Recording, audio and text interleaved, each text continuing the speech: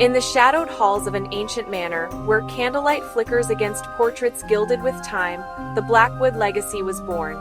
Before the world knew of magic, before the first secrets were whispered beneath the eaves, Lady Evelyn Blackwood, Lord Elias Blackwood, vision, strength, enigmatic power. Silas, with wisdom beyond his years. Thomas, whose laughter hid a restless heart. Morgona, ever drawn to the shadows. Miranda, whose kindness could tame even the wildest storm. From these four, the foundation of the Blackwood family's power was laid. Their names would echo across generations, binding together kin and kindred spirits. In the beginning, the Blackwood Manor was more than a home. It was the cradle of a destiny, continents, centuries, the boundaries between worlds. As dawn breaks over the estate, the story of the Blackwood lineage begins not just with names inscribed in dusty tomes, but with the living, breathing magic carried in the veins of its children. And so, the tale unfolds. In the heart of Whispering Manor, beneath the watchful gaze of ancestral portraits, the next chapter of the Blackwood saga quietly unfurls. Lady Elara Blackwood, Lord Silas Blackwood. Their children carry the hopes and burdens. Serafina, Isolde, Alex. Chase Serafina with her fierce spirit, Serafina unwavering loyalty, Serafina a guardian, Serafina a seeker, Isolde gentle. Isolde unyielding, Isolde bridges worlds with her compassion. Alex Chase, whose very name is a living secret. His parentage, whispered behind closed doors, forges an unbreakable link between the Blackwoods and destinies yet unwritten. The Blackwood family tree, once rooted firmly in tradition, now spreads tangled branches into unknown lands. Love wins through every limb, secrets win through every limb, binding siblings, binding cousins. In the soft glow of dusk, the children gather. Laughter, echoing through the halls, unaware of the choices and challenges that lie ahead. For within their veins, ancient magic stirs restless, waiting. The next generation stands at the threshold of discovery, their hearts bound by blood and the promise of new beginnings. As night falls over the manor, one truth remains: the future of the Blackwood legacy will be shaped not just by the secrets they inherit, but by the courage with which they face them. In the shadowed corridors of Whispering Manor, the Blackwood legacy grows ever more entangled. Lady Elara Blackwood, keeper of secrets and silent strength, has woven her own web within the family's storied halls. Her first daughter, Eliza, was born of a forbidden love with Thomas Blackwood, Thomas brother to Lord Elias Blackwood. Eliza's lineage, a blend of courage and controversy, sets her apart as both kin and outlier. But the tapestry grows more complex still. Amelia, Elara's second daughter, is the child of Lord Elias Blackwood himself. In a twist that confounds tradition, Amelia's stepfather is also her uncle, and her brother Thomas stands at the crossroads of fatherhood kinship.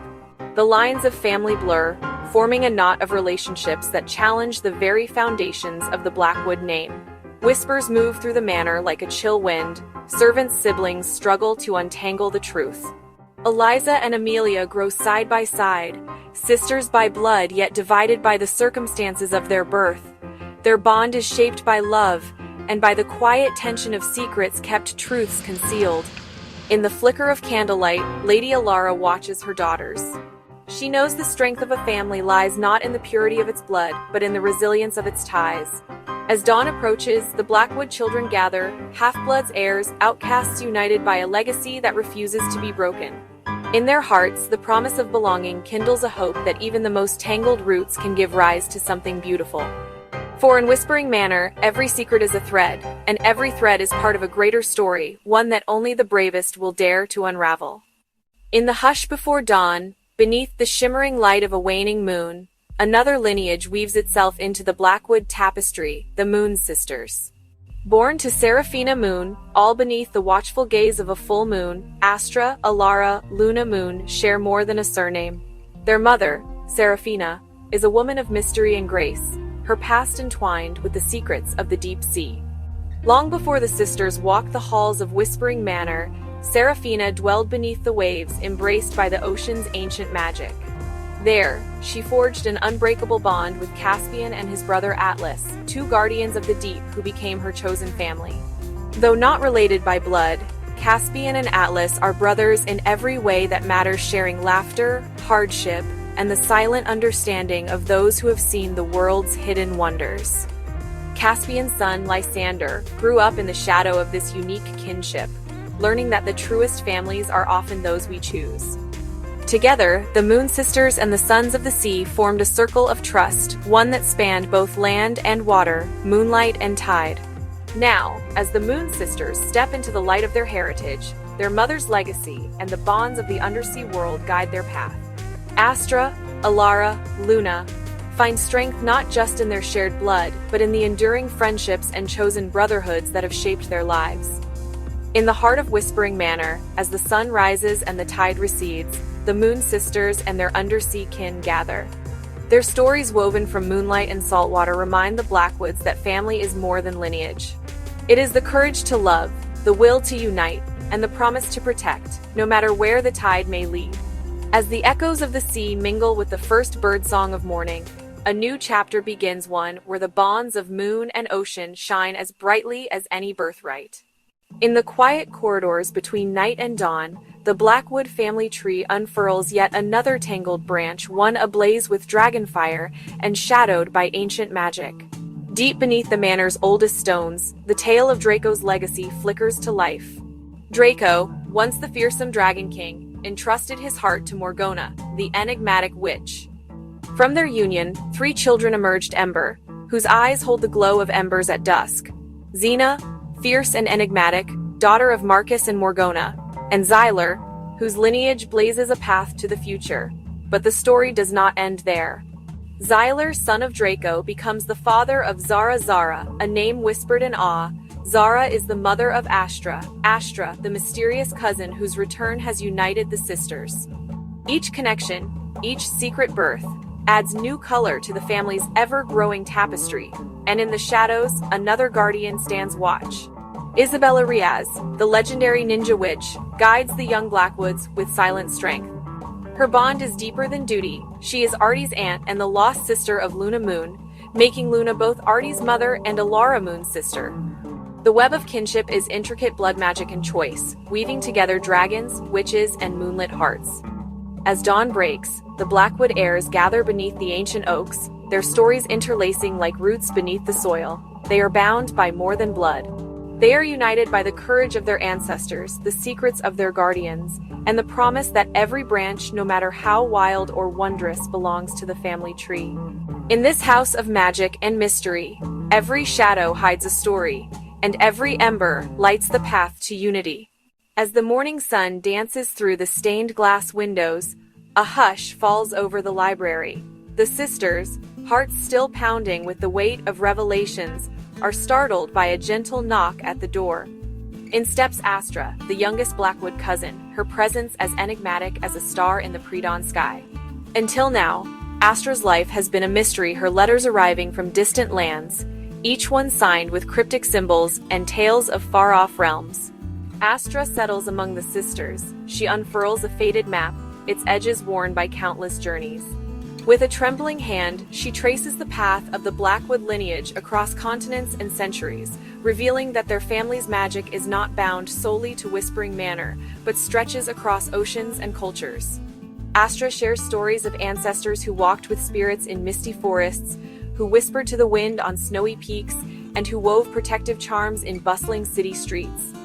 She produces a talisman, an heirloom passed down through generations, its surface etched with runes that match those hidden in the manor's oldest rooms. Astra's voice is soft but resolute as she explains that her travels were not just a search for self, but a quest to gather forgotten threads of the Blackwood legacy. Each sister, she says, is a living link in an unbroken chain, their bonds strengthened not only by blood, but by the courage to seek truth and embrace the unknown.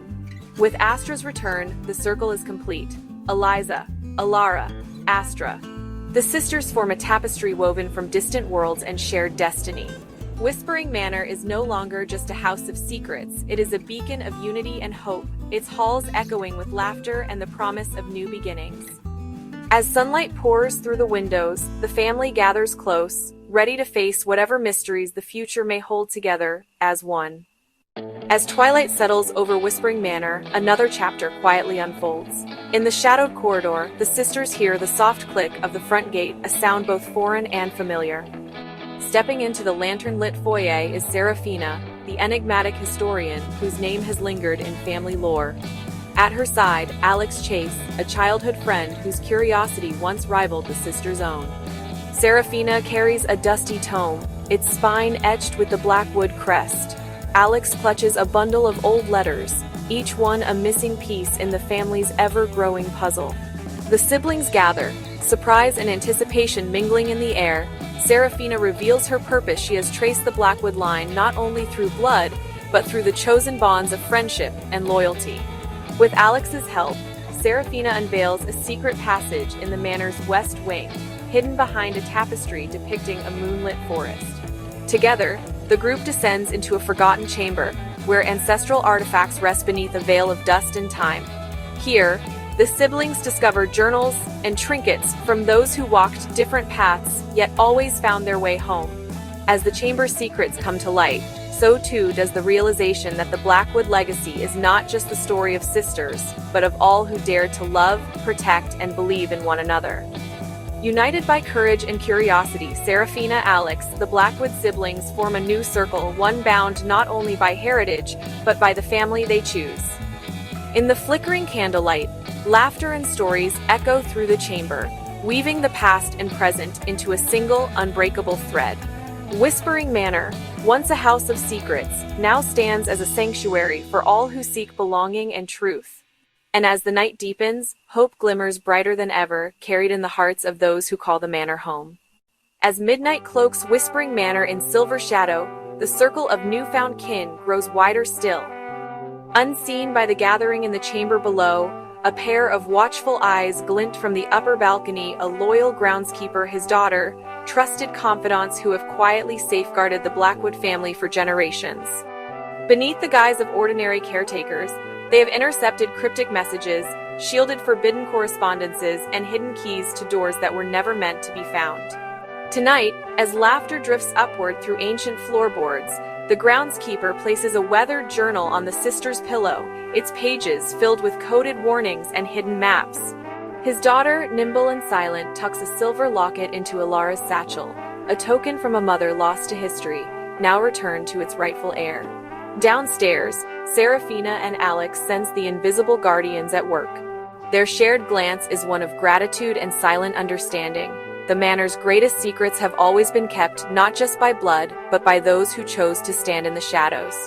As dawn breaks, the sisters awaken to new clues and deeper mysteries. Realizing that their journey is guided by more than fate, it is protected by the quiet bravery of undercover allies and secret guardians, whose devotion weaves an invisible shield around all they hold dear.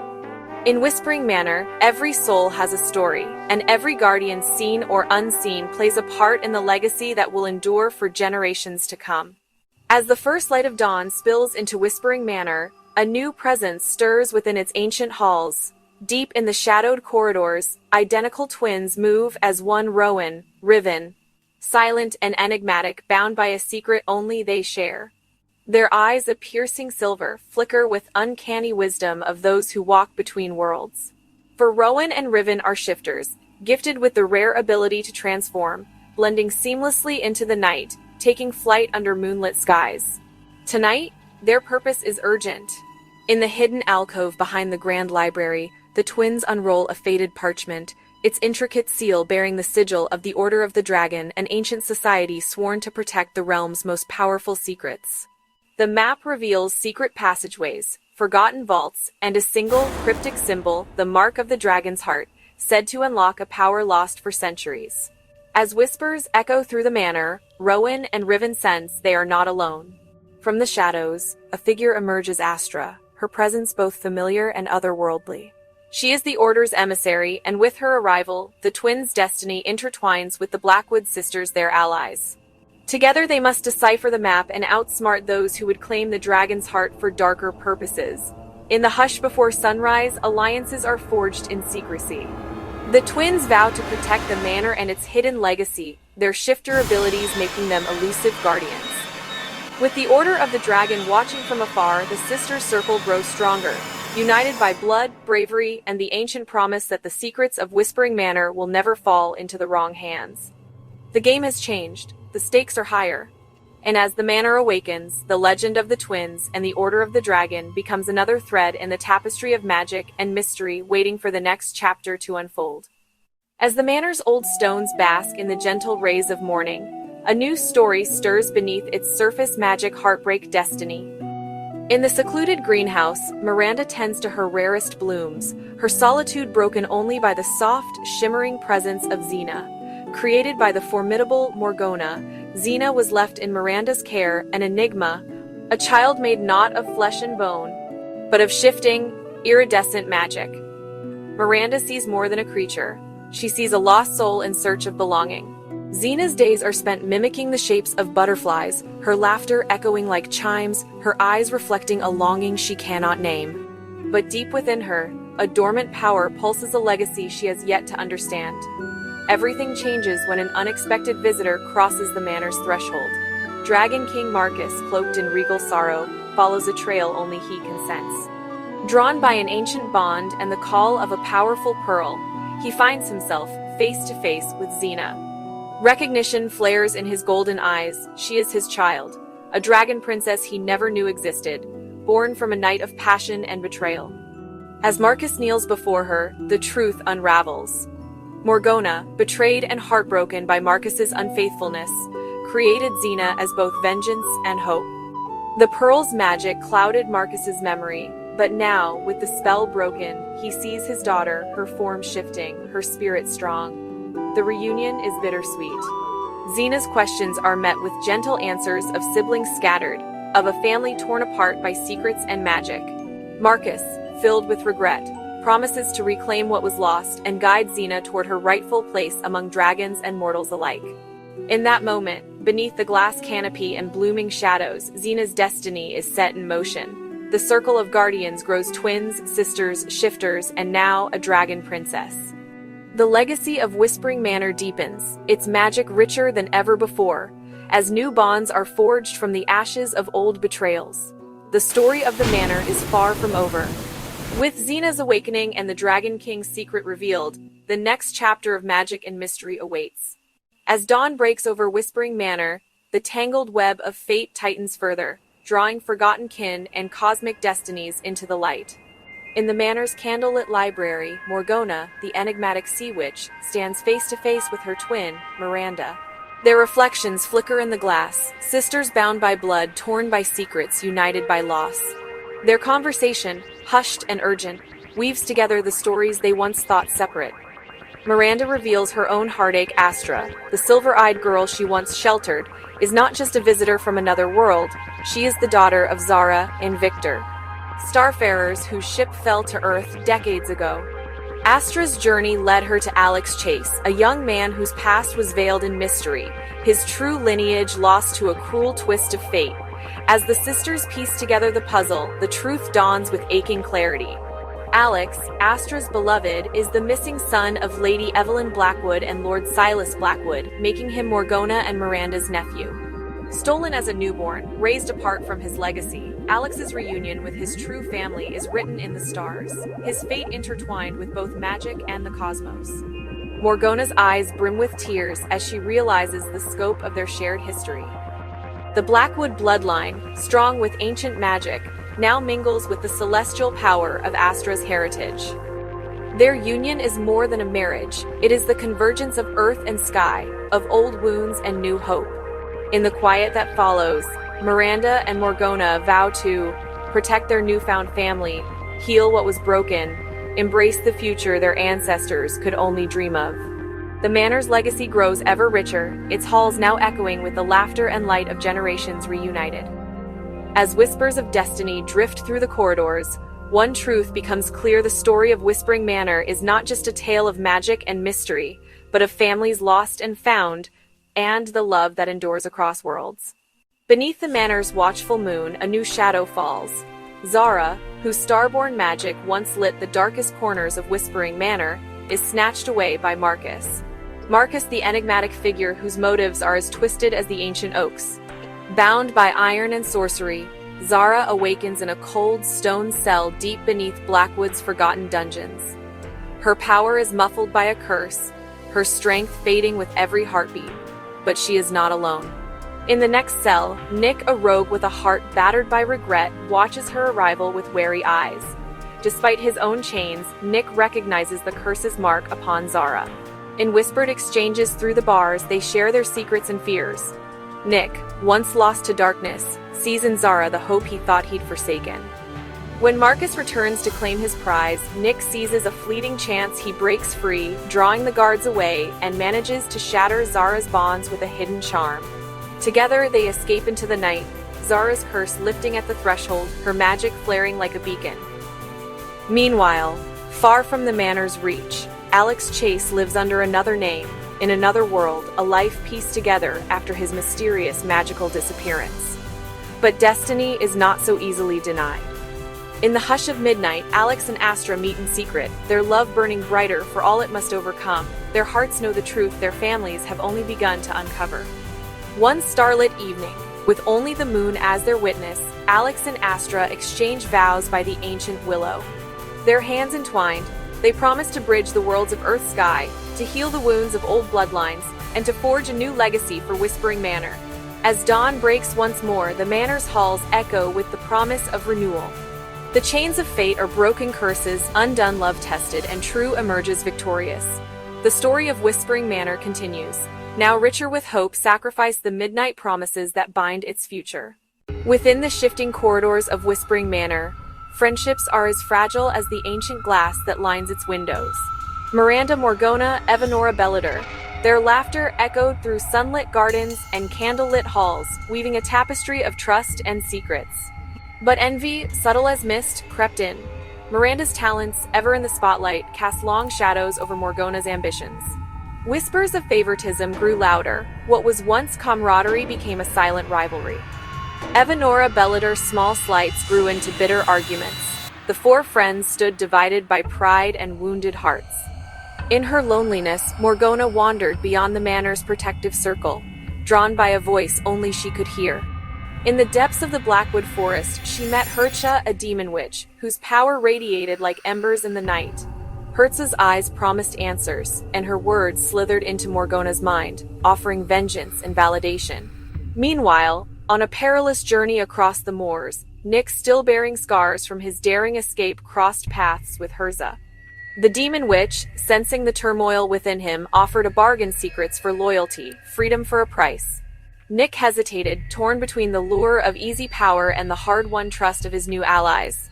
As Hertza's influence deepened, the threads of friendship, loyalty, ambition twisted tighter, threatening to unravel the fragile peace Whispering Manor had so recently won. In the gathering dusk, Miranda and Morgona stood on opposite sides of a widening chasm, their choices echoing far beyond the manor's walls. The shadows of friendship and the demon's bargain now stretch across the land, setting in motion a new web of alliances, betrayals that will shape the fate of all who call Whispering Manor home. Beneath the gilded towers of Dragon King Marcus's citadel, a secret labyrinth pulses with arcane energy. Here, deep within shadowed vaults humming machinery, Prince Oceanus languishes, his wrists bound by runes, his spirit flickering between hope and despair. The world above believes him lost, but in the flickering lamplight of the laboratory, a plan is already in motion. Artie moves silently among the scholars and alchemists, her guise as Professor Ellen Ashcroft flawless. She deciphers cryptic formulas on blackboards, her keen eyes tracking every guard rotation, every hidden door. But it is in the dead of night, when the laboratory hum falls to a hush, that her true identity emerges. With a whispered incantation and a flick of her sleeve, Artie reveals the mark of the Shadow Lotus, an ancient order of protectors. Slipping past enchanted barriers, she navigates the labyrinth's twisting passages, her every step guided by knowledge passed down through generations. At the heart of the maze, Oceanus's cell glows with a cold, magical light. The prince lifts his head, hope sparking as Artie appears no longer the reserved professor, but a masked guardian with a promise of freedom. With deft fingers, she unravels the rune chains and presses a talisman into his hand. "Trust me," she whispers, her voice steady. "Your story isn't over yet." Together, they slip into the labyrinth's shadows, the alarms just beginning to sound behind them. As they vanish into the night, the fate of the kingdom shifts, Artie's secret now entwined with Oceanus's destiny, and the Dragon King's grip on power suddenly, irrevocably threatened. As Artie and Prince Oceanus race through the labyrinth's winding corridors, the echo of distant alarms grows louder, a relentless reminder that time is running out. But fate weaves new threads into their story tonight. High above the citadel, the moonlight parts to reveal Orion, a winged figure alight with celestial energy. His feathers shimmer gold. His feathers shimmer white, casting halos of hope across the silent rooftops. Known to legends as the angelic protector, Orion soars with purpose, clutching ancient maps and a glimmering artifact, a piece of the fabled time compass. Meanwhile, in the labyrinth's deepest shadows, a presence stirs. Selene emerges from the gloom silver. Selene emerges gold. Her aura ripples with misunderstood magic, both beautiful and fearsome. The world above whispers her name with dread, but her eyes reflect only longing, a silent plea to be seen beyond the darkness. As Artie and Oceanus round a final corner, danger closes in. Guards block every exit. Arcane wards shimmer along the walls. Suddenly, a gentle wind sweeps through the tunnel, a promise of hope. Orion descends in a blaze of light, scattering the guards with a single, radiant gesture. He kneels, offering the time compass fragment to Artie. "Your journey is not yet complete," he says, his voice resonant and kind. From the shadows, Selene steps forward, her form flickering between light and shadow. The others tense, but she only bows her head in silent allegiance. "I am not your enemy," she whispers, her voice a melody of dusk and dawn. "I know where the next piece lies." For a fleeting moment, light and shadow stand united. Artie, Oceanus, Orion, Selene. They vanish deeper into the night. The time compass's destiny now intertwined with their own. The kingdom's fate teeters on the edge, but hope, at last, has wings and shadow, silver and gold. As the night deepens, and the fugitives slip through the labyrinth's secret exit, a new ally awaits beneath the ancient willow. Jesper, the psychic fawn. His antlers glimmer with dew, eyes swirling with the colors of dawn and dusk. In his gentle grasp, the time compass fragment pulses, casting prismatic shadows over the mossy stones. Jesper closes his eyes, delicate fingers tracing the artifact's edge. The world blurs, time folds. In a rush of images, he glimpses paths not yet taken, Artie's desperate leap across a chasm, Oceanus shrouded in stormlight, and Selene confronting a masked figure beneath a blood-red moon. He gasps, the vision fading. "You must hurry." Jesper whispers, voice trembling with both warning and hope. Someone close to the Blackwoods holds the next piece. But the future is not fixed. Every choice shapes the dawn. Meanwhile, far from the chaos, Elara Blackwood lingers in a candlelit library. Her parents' voices drift through the halls. Lady Blackwood, Lord Blackwood. Lyra's gaze lingers on a silver locket resting in her palm, its surface etched with mysterious runes. A sudden chill dances up her spine. She senses her destiny entwined with the time compass, her family's secrets, and the fate of the world beyond. Lyra stands, resolve hardening in her eyes, and steps into the shadows ready to choose her own path.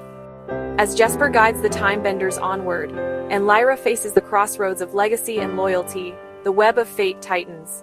In the silence between heartbeats, the future waits, shaped by those brave enough to see beyond the veil and to act. The journey continues. In the hush after Jesper's warning and Lyra's quiet resolve, a new dawn stirs across Whispering Manor's grounds and beyond. The camera glides over mist-laced fields where morning light catches on silvered leaves and ancient stones. Somewhere deep within the manor's shadowed corridors, Xena sits beside a cracked mirror.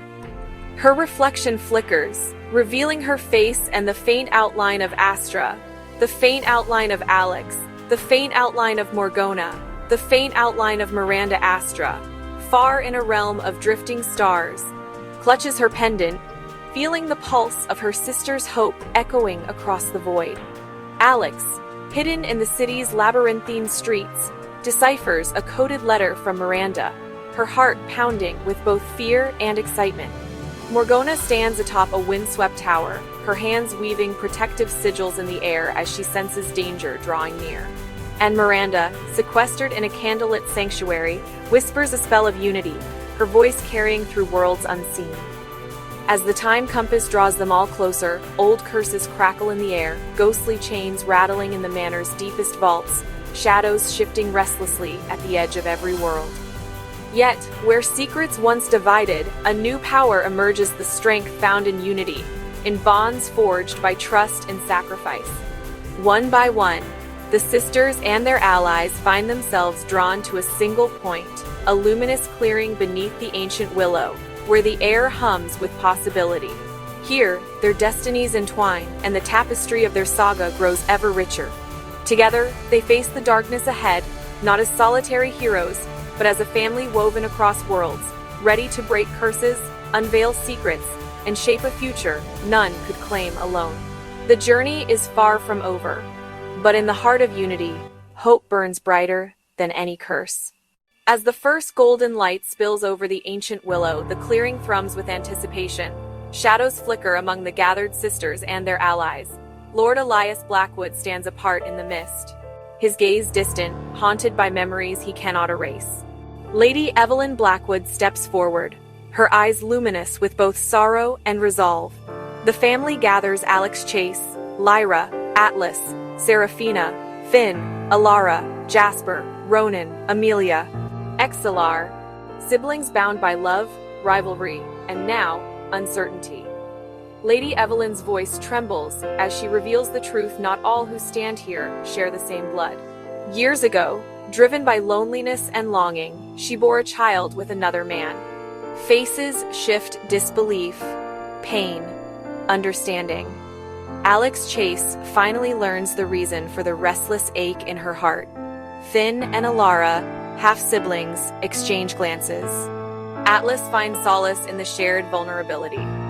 Ronan finds solace in the shared vulnerability. Amelia finds solace in the shared vulnerability. Lord Elias, voice heavy, confesses his own failings, the choices that fractured their family, but never broke it. The siblings, whether by blood, fate, or circumstance, are invited to step forward and claim their place, not as rivals, but as kin, chosen and cherished. As dawn breaks fully, the family stands united, their differences now threads in a single, radiant tapestry. A vow is made: no more secrets, no more shame. Together, they will face the legacy of the Blackwoods, not as a family divided, but as a clan reborn, stronger for every scar and every truth spoken beneath the willow's boughs. In the hush that follows, hope glimmers: a new chapter, woven from honesty, forgiveness, and the unbreakable bond of chosen family. As the golden dawn lingers, a hush falls over the gathered family. The willow's branches quiver, as if bracing for one last secret. Lady Elara Moon, ever the enigmatic presence, steps from the circle's edge, her silver hair catching the first rays of morning. Her voice, soft but unwavering, breaks the silence.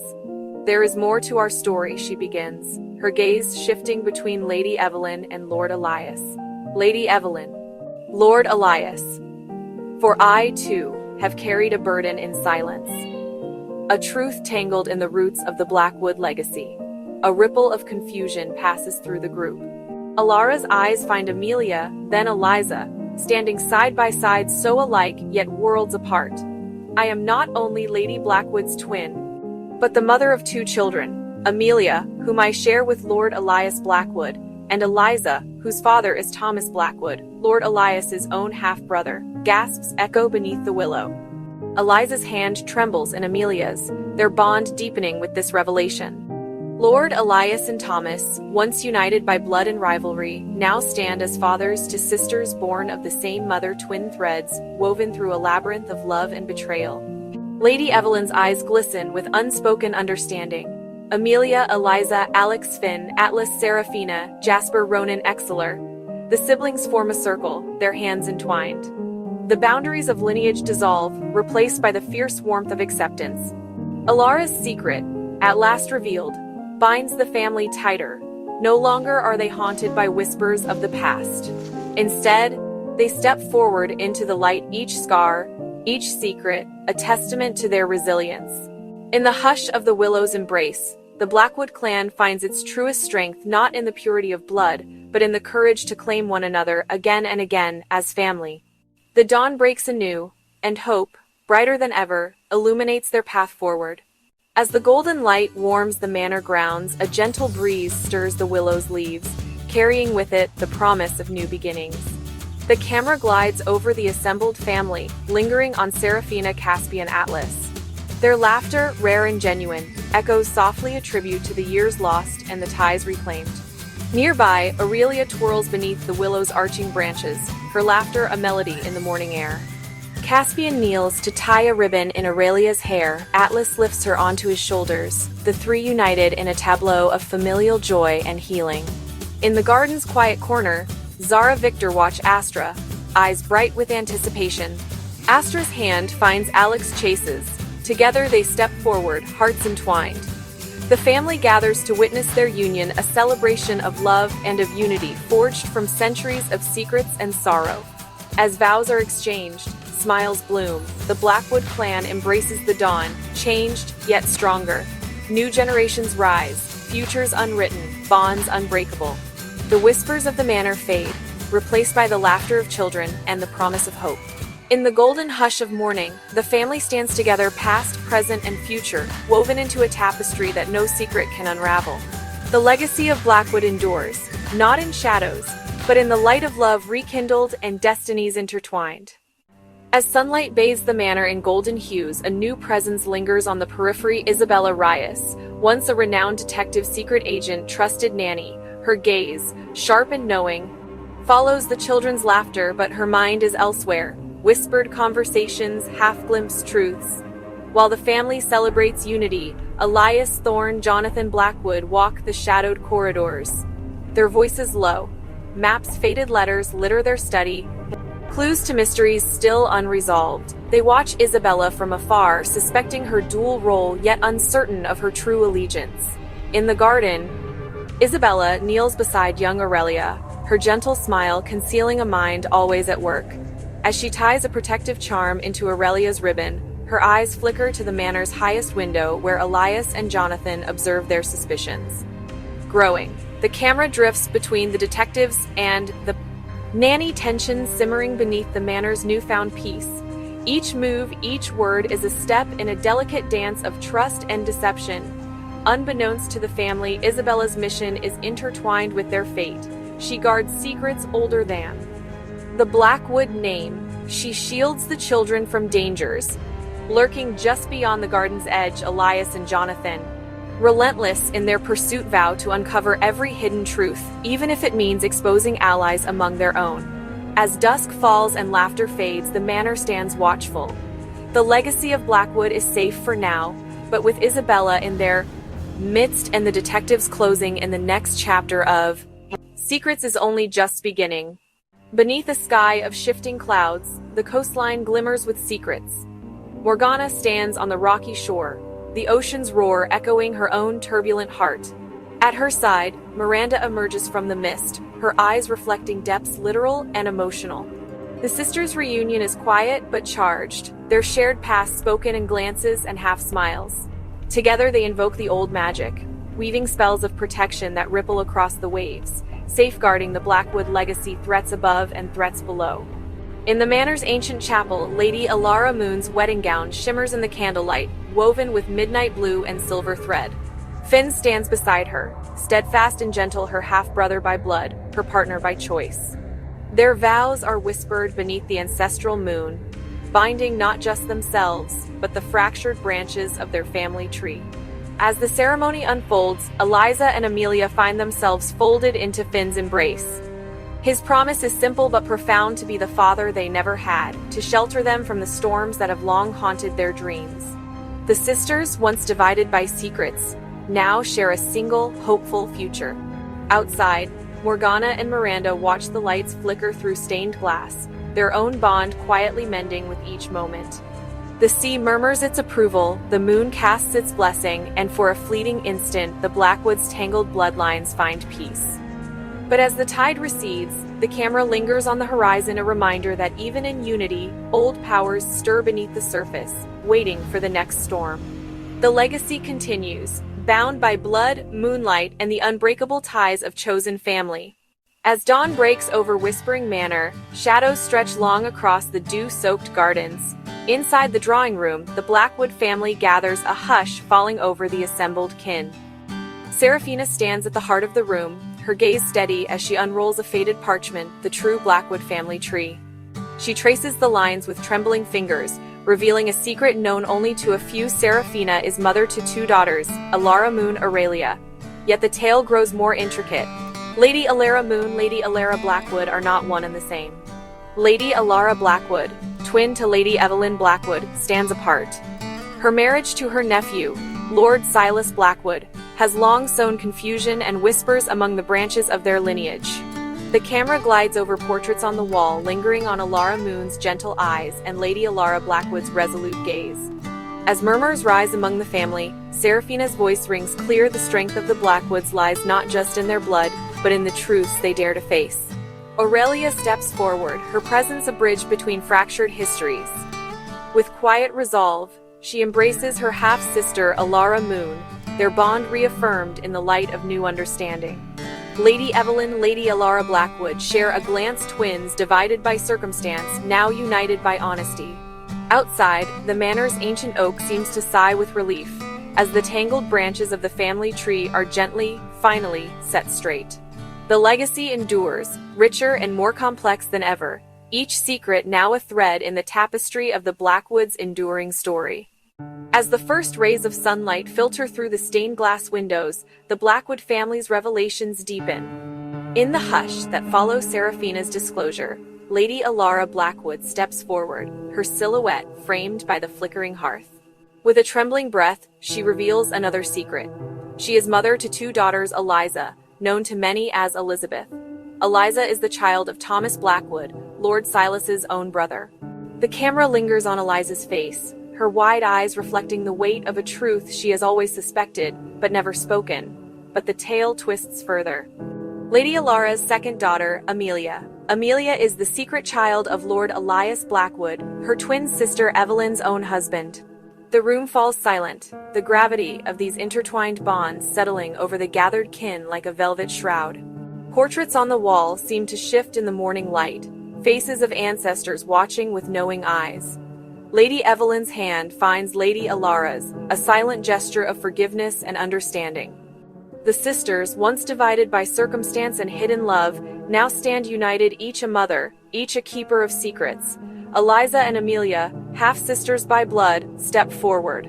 Their eyes meet, and in that moment, the burdens of lineage and legacy begin to lighten. The Blackwood family, fractured yet unbroken, embraces the tangled truth of their heritage. Outside, the ancient oak stirs in the breeze, its branches entwined, imperfect but strong. In the heart of Whispering Manor, the Blackwoods learn that even the most fractured lines can be mended by honesty, compassion, and the courage to claim one's true place in the family tree. As dawn's golden glow bathes Whispering Manor, the Blackwood family tree twists once more. In a union that shocks even the most stoic ancestors, Lady Elara Blackwood weds Lord Silas Blackwood.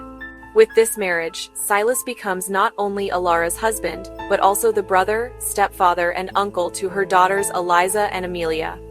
The camera glides over a newly updated family portrait, branches crossing and looping in impossible ways, names linked by more than just blood. Whispers ripple through the manor's ancient halls. Eliza stands at the threshold, grappling with the realization that her uncle is now also her stepfather. Amelia, caught between worlds, wonders what it means to call Silas both uncle and stepfather, and to share a mother with a sister she's only just begun to know. In the candlelit drawing room, the family gathers. Lady Elara, her hand in Silas's, addresses the tangle of kinship. Her voice is steady, but her eyes reveal decades of sacrifice. Family, she says, is rarely simple. But it is ours, and we must face its truths together. As the camera pans to the ancestral tree etched in stained glass, the overlapping lines shimmer in the morning light, confusing, yes, but also uniquely resilient. The Blackwoods, once fractured, now find strength in their complexity.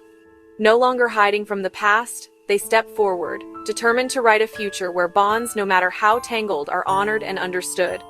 In the heart of Whispering Manor, the Blackwood legacy grows ever more intricate, but with every twist in the family tree, their roots reach deeper, binding them together in ways even time cannot unravel. In the secluded rose garden behind Whispering Manor, morning dew glistens on tangled petals, maze of blooms and hedges, RT stands still, nervous, hopeful, clutching an old locket. It's been years since she last saw her Aunt Isabella Riaz, the enigmatic nanny whispered about in family stories. A soft melody floats from the far side of the garden, a lullaby Artie remembers from childhood. Following the tune, she finds Isabella beneath a gnarled willow. Isabella humming while knitting. Close up, hands knitting a protective charm into a scarf. Isabella's eyes sharp, then kind. A knowing smile. "I wondered when you'd find me," Isabella says, voice low and warm. Artie, overwhelmed, confesses she's pieced together clues, coded messages hidden in songs. How the Blackwood children always seemed safe when Isabella was near. Close up, Isabella's hands weaving protection into each knot. Isabella reveals she has watched over the Blackwood lineage for decades, decoding threats hidden in lullabies, teaching children to trust their instincts, guarding the manor's youngest from dangers seen and unseen. She gently places the finished scarf in Artie's hands, a symbol of trust and reunion. The garden hums with spring. Aunt and niece sit side by side, sharing stories, exchanging silent promises. In this quiet moment, Artie realizes she is not alone in unraveling the mysteries of kinship. With Isabella at her side, the tangled legacy of the Blackwoods feels just a little brighter, and the next chapter a little less daunting. As dawn stretches across the manor's ancient corridors, a hush falls over Whispering Manor. In the grand library, shadows flicker across oil portraits, none more imposing than the twin face of Lord Elias Blackwood, and the twin face of his long-lost brother, Franklin. For generations, the Blackwood legacy has been shrouded in secrets, but none as profound as the one about to be unveiled. Artie, scarf in hand, is summoned, along with the family elders. The air is thick with anticipation. Lord Elias stands tall, his eyes reflecting resolve, and then regret. At his side, Franklin emerges from the shadows, alive, changed, carrying the same uncanny presence. With a steady voice, Elias reveals the truth: he and Franklin are hybrids shown together, born of two worlds, human and something other, ancient as the manor itself. Their dual nature, concealed since birth, was meant to protect the family, to shield them from prejudice and from outside threats. But the time for secrets has ended. Flashbacks flicker Elias and Franklin as boys, hiding strange abilities, Isabella watching over them with silent understanding, cryptic warnings woven into family lullabies. The truth ripples through the gathered kin, shock, disbelief, then dawning realization. The Blackwood bloodline is more tangled and more powerful than anyone imagined. Elias's confession changes everything. Old rivalries soften as the family unites, understanding the strength in their differences. The hidden blood that set the twins apart becomes a symbol of resilience, proof that the Blackwoods have always thrived by embracing the unknown. In the golden morning light, the family stands together, forever changed. The legacy of Whispering Manor is no longer divided by secrets, but bound by the courage to reveal them. As the first rays of sunlight spill through the ancient trees, a new chapter quietly unfolds beyond the shadowed halls of Whispering Manor. In the tranquil meadow, Miss Colette stands beside a small, wide-eyed girl, Lily.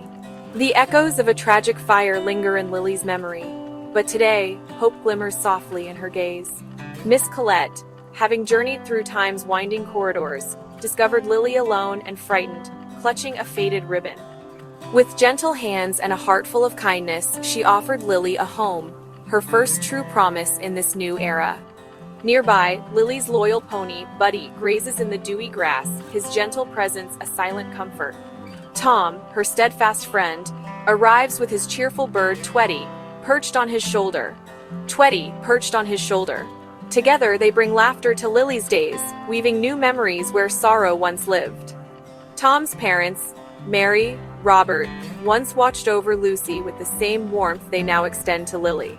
Their kindness eases the ache of loss, surrounding her with a family found, not born. As Miss Colette kneels to fasten Lily's scarf, she whispers a vow, a promise that Lily will always have a place, a purpose, a family to call her own. The scene lingers on the friends, their loyal animals, framed by the golden light of dawn. Beyond the sunlit meadow, laughter echoes. Lily, Tom, Max, Mia, Maya, children of Miss Colette's dear friend Lila. The 5 children form an unbreakable circle of friendship. Their days are filled with shared secrets, daring games, and the gentle guidance of Anna. Anna, their watchful babysitter and a distant cousin to Aunt Isabella, her lineage quietly stitches her to the manor's legacy. Under Anna's patient eye, the children explore the boundaries of their mysterious abilities. Lily senses hidden truths. Tom's laughter dispels shadows. Max coaxes life from wilting flowers. Mia reads whispers of the wind. Maya's dreams paint glimpses of the future. Together, they train in secret, blending play with purpose. Anna keeps them safe, sharing stories of the manor's past and encouraging their courage. The bond deepens with every challenge and every shared victory. In their unity, hope takes root, promising the next generation will carry forward Whispering Manor. Their mystical gifts lighting the path ahead. As the sun climbs higher, the children's laughter rises, echoing through the ancient trees. A new dawn not just for Lily, but for all who now call this place home. As the afternoon sun softens, Miss Colette gathers the children beneath the willow tree, her voice hushed with significance. She unfolds a faded letter, its edges worn by years and tears, revealing secrets long kept hidden to protect them all. Lily, with her gentle intuition, listens wide-eyed. She is Eilif's twin sister, separated at birth by a twist of fate and magic. Tom, the ever-cheerful, learns he is Nick's father, his laughter echoing down the years. Max, whose touch revives even the drooping daisies, discovers he is Rebecca's father, his roots entwined with hers. Mia, who hears the language of the wind, finds she is Magria's mother, her whispers carried by time. And Maya, whose dreams are windows to tomorrow, realizes she is Artie's mother, her visions now making sense. The children, now cousins, stare at each other in awe, the pieces falling into place. Tears of joy and wonder shimmer in their eyes. Anna, ever watchful, smiles gently, her own heart swelling with pride. Miss Colette's voice trembles with emotion as she explains the years of magical mishaps, misunderstandings, and the longing that kept them apart. Now, the circle is complete. The laughter that once filled the meadow now rings with a deeper resonance, a harmony of family found and destinies restored.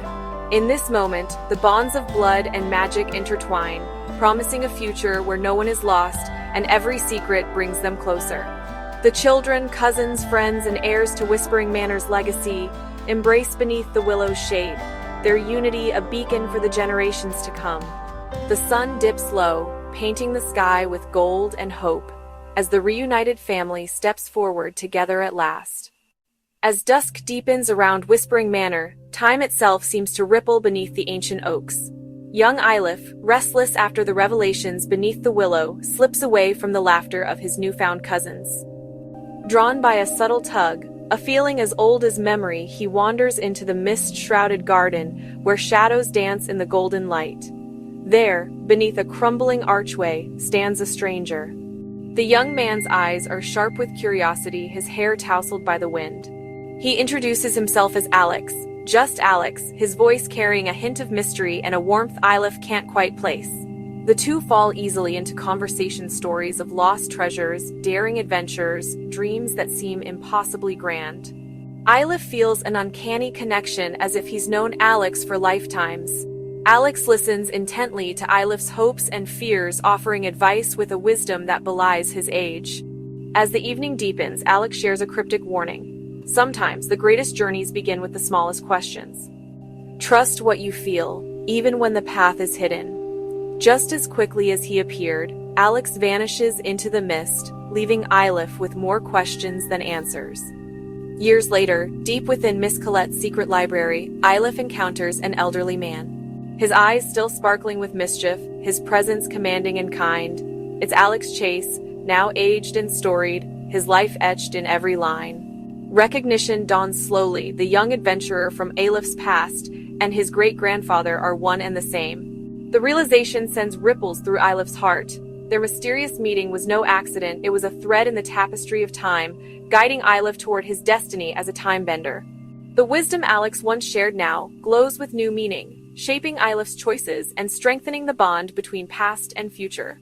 As the lanterns flicker in the library, Eilif stands taller, understanding at last that family is not just a matter of blood, but of moments shared across the shifting sands of time.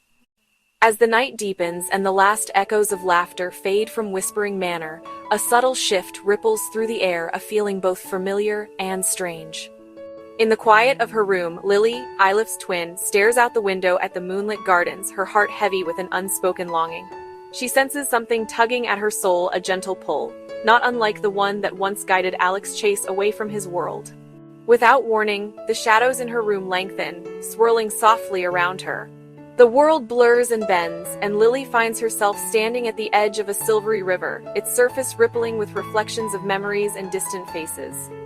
On the far bank, she glimpses fleeting images, her brother Eilif, their cousins, and ancestors lost to time, all woven together in the tapestry of the Blackwood legacy. Lily's journey through this realm is both wondrous and aching. She wanders through forests veiled in mist, where voices of the past whisper secrets of love, loss, and reunion. Each step she takes echoes the footsteps of those who came before Alex Chase, her great-grandfather, who once walked a similar path, torn between worlds but guided by hope. As she searches for a way back, Lily gathers fragments of her family's history, moments of sorrow, promises whispered under moonlight, and the enduring hope that separation is never the end. Her longing becomes a thread connecting her to Eilif and to all those who have been lost and found across generations. At the heart of this in-between world, Lily discovers a hidden strength, an understanding that her journey is not just her own, but a reflection of the Blackwood family's enduring promise that love can bridge any distance, and reunion is always possible for those who carry hope in their hearts. As dawn breaks, the veil between worlds thins. Lily stands at the threshold, her spirit renewed by the echoes of her ancestors.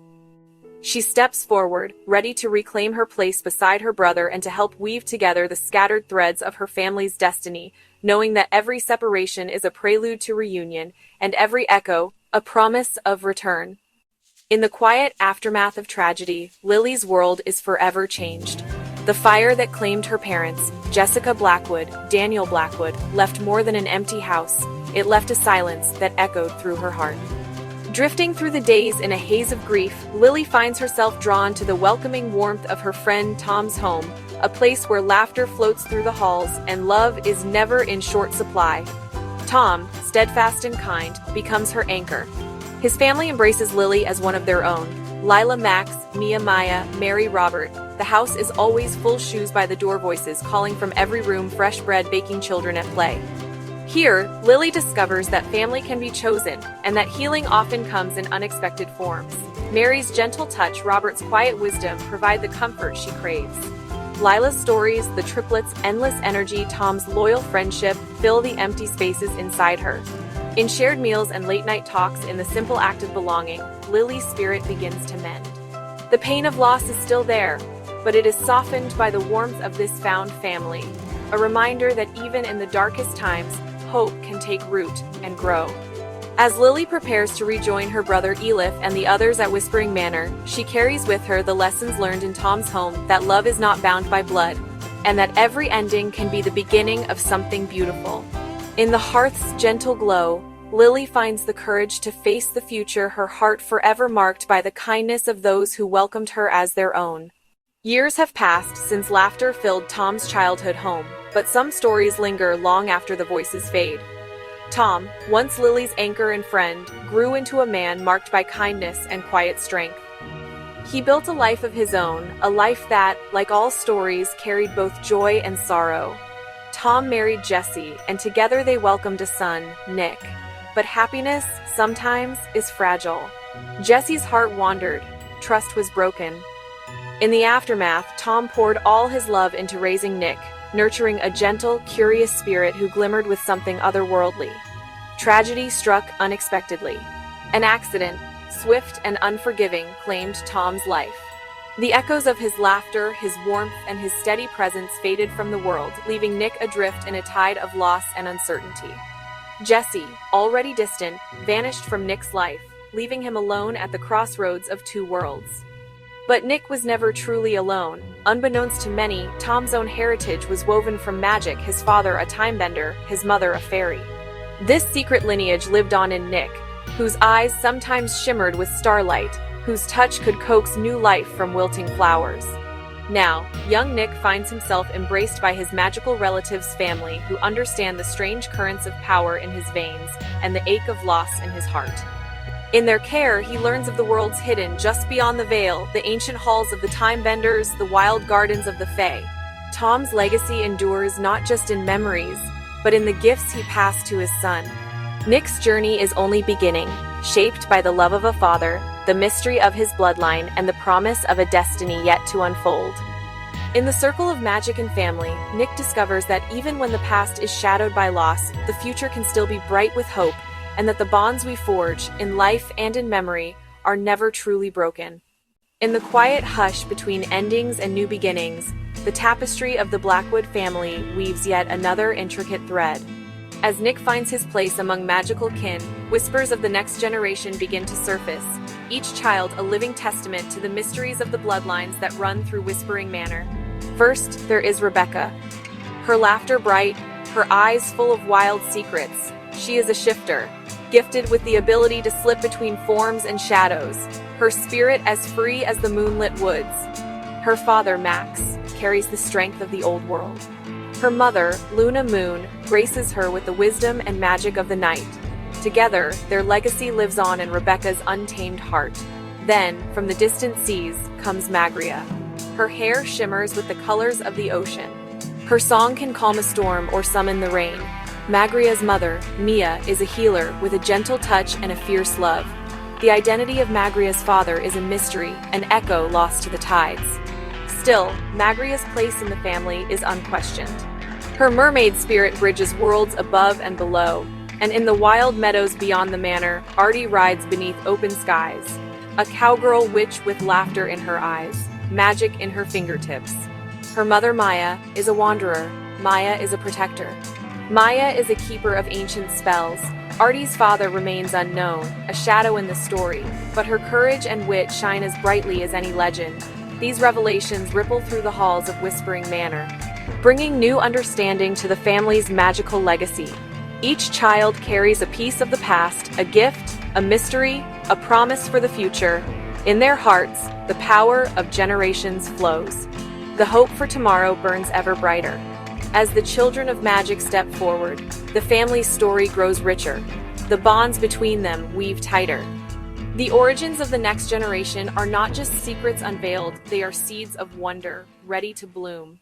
As twilight deepens over Whispering Manor, a quiet magic stirs in the heart of the estate. A hidden door creaks open behind the grand staircase, revealing a passage lined with ancient tomes and flickering lanterns. Here, at the core of Whispering Manor's secrets, sits Miss Colette, her silver hair aglow in the lamplight, surrounded by shelves thick with the dust of centuries. But Miss Colette is more than a caretaker. She is the eldest timebender, keeper of histories unwritten and futures yet to unfold. Her eyes, bright with wisdom, have seen the rise of generations and the fall of generations. As she gently closes a leather-bound volume, the air shimmers with anticipation. It is in this sanctuary that young Eilif, drawn by the whisper of possibility, first stumbles upon Miss Colette. Startled, he gazes at the endless shelves, each book humming with latent power. Miss Colette greets him with a knowing smile, her voice warm and inviting. She reveals her secret: she can bend time, weaving the past, the future, into the present, guiding lost souls toward their destinies. With a gentle hand on Eilif's shoulder, Miss Colette shares a glimpse of her power. The room slows, the dust motes hang suspended, and forgotten laughter echoes from the walls. She invites Eilif to join her, to become a guardian of time and family, to help unite those whose stories have been scattered by fate. One by one, the children gather in the hidden library, each drawn by dreams, memories, or the faint call of magic. Under Miss Colette's watchful eye, they become more than cousins. They become the Time Benders united, heirs to her legacy, protectors of the manor's secrets. As the lanterns burn bright, Miss Colette's secret library becomes a haven for hope, wisdom, and new beginnings. In her presence, the children discover not just their bloodlines but the strength to shape their own destinies together, under the guidance of the eldest Timebender. In the secret heart of Whispering Manor, where time itself seems to pause, Eilif's destiny begins to unfold.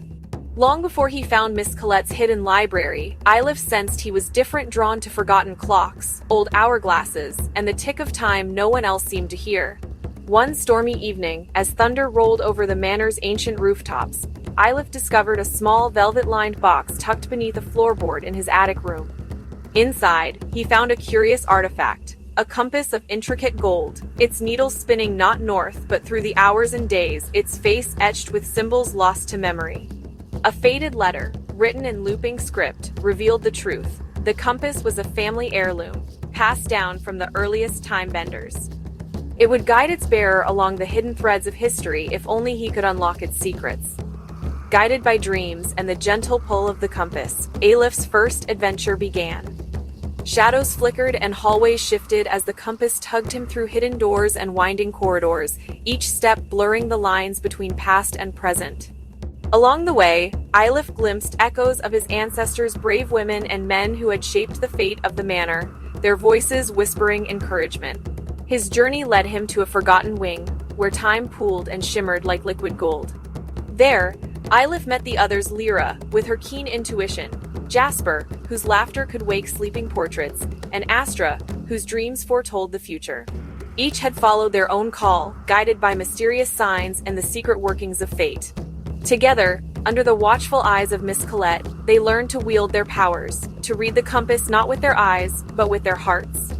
Eilif's first adventure became a promise, a journey not just through time, but toward friendship, courage, and the unbreakable bonds that would unite the new generation of time-benders.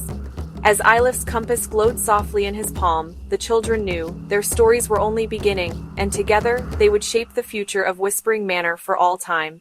Beneath the silvered light of dawn, three destinies quietly awaken, each bound to the magic pulsing through Whispering Manor's ancient grounds. First, Magria's journey begins at the mouth of a secret cave, where the tide sings songs older than memory.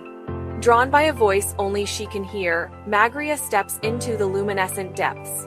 Water swirls around her ankles, then around her waist, shimmering with colors unknown to the world above. In the heart of the cave, she touches a stone etched with runes. The transformation begins. Scales of aquamarine shimmer across her skin, her legs become a graceful tail. Magria is reborn as a mermaid, a guardian of the waters, her heart tied to the ebb and flow of the tides. Meanwhile, Rebecca's path unfurls through moonlit forests, shadows dancing between oak and ash. Haunted by questions of belonging, she follows a trail of paw prints to a hidden glen. A gathering of shifters welcomes her with open arms and knowing eyes. As the moon rises, she feels the wildness within shifting into wolf, then back to girl, her senses sharpening. In the arms of her newfound family, she learns the ancient ways of the shifters, the strength of kinship deeper than blood. Nick's revelation comes in the quiet corners of the manor's library. A forgotten mirror flickers with soft, fey light, drawing him closer. As he gazes into his reflection, delicate wings shimmer at his shoulders. Whispers of time soft and insistent call to him from hidden clocks and turning pages. With each secret uncovered, he realizes he is more than fairy-born. He carries the spark of a time-bender, able to weave moments and memories with a thought. Together, Magria, Rebecca, and Nick forged their paths, each awakening to the origins of their power. Their stories, once scattered like stars, now blaze with new purpose, ready to join the constellation of heroes shaping the future of Whispering Manor. As the sun dips low over the horizon, painting the sky in hues of gold and crimson, Magria, Rebecca, Nick, Eilif set out from Whispering Manor on a journey that will bind their destinies forever. Their path leads them across rolling meadows and shadowed forests until, at last, a dusty western town rises before them, a place where time seems to both stand still and race ahead. Boots crunch on weathered boards as the four friends step onto the bustling main street, eyes wide with wonder at the blend of old-world charm and hidden magic. It's here, in the flickering lamplight of the town saloon, that they meet Artie, the enigmatic figure who moves with a dancer's grace and a warrior's precision. Beneath her wide-brimmed hat, her eyes gleam with secrets. When danger strikes, Artie's true nature is revealed with a flick of her wrist and a whispered spell.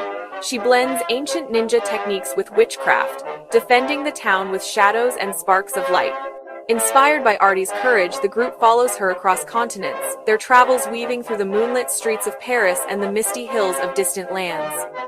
Along the Seine, Rebecca's past comes alive. A hidden letter leads them to her mother's old atelier. where portraits flicker with moving faces and journals brim with tales of magical ancestors. Each discovery unravels new threads of family and power, cousins who charm the weather, aunts who speak with spirits, grandmother whose lullabies once tamed the winds. Together, Magria, Rebecca, Nick, Eilif, and Artie share laughter, heartache, and wonder. Their journey is more than a search for secrets. It's a celebration of connection and the magic that binds all families, no matter how far they roam. With each step, the constellation of heroes grows brighter, illuminating the path for those yet to come. The journey continues beneath a tapestry of stars. Magria, Rebecca, Nick, Eilif, Artie travel ever onward, each step forging new memories and deepening the ties that bind them. Their path twists through enchanted forests and across windswept plains until, on a fog-draped shore, they encounter the legendary sea witch Morgona and Miranda. With hair shimmering like moonlit waves and voices echoing the tides, the sisters test the group with riddles and trials, each challenge revealing a hidden strength, a secret fear, and a lesson in trust. Through storms both real and magical, the group learns to lean on one another. Rebecca calms the winds with a song from her grandmother. Nick faces his fears beneath Morgona's gaze. Magria's courage shines in Miranda's watery labyrinth. Eilif's laughter breaks the tension, as Artie's quick thinking guides them past danger. Together they emerge stronger, their bond now unbreakable. One evening, by a crackling fire, Miss Colette draws near and shares a secret long kept. In a voice soft as starlight, she reveals her own journey, a daring leap through time and space, to a distant planet where she found and adopted Lily. Through her story, the group learns that family is forged not only by blood, but by choice, love, and the courage to protect one another across worlds. As dawn breaks, the friends stand together at the edge of the sea, laughter mingling with the wind. The challenges behind them have woven their hearts into a tapestry of magic and kinship. Ahead, their destinies shimmer, bound by friendship, courage, and the ever-growing magical family they have found in each other. As the dawn mist curls over the restless sea, a hush falls over the group.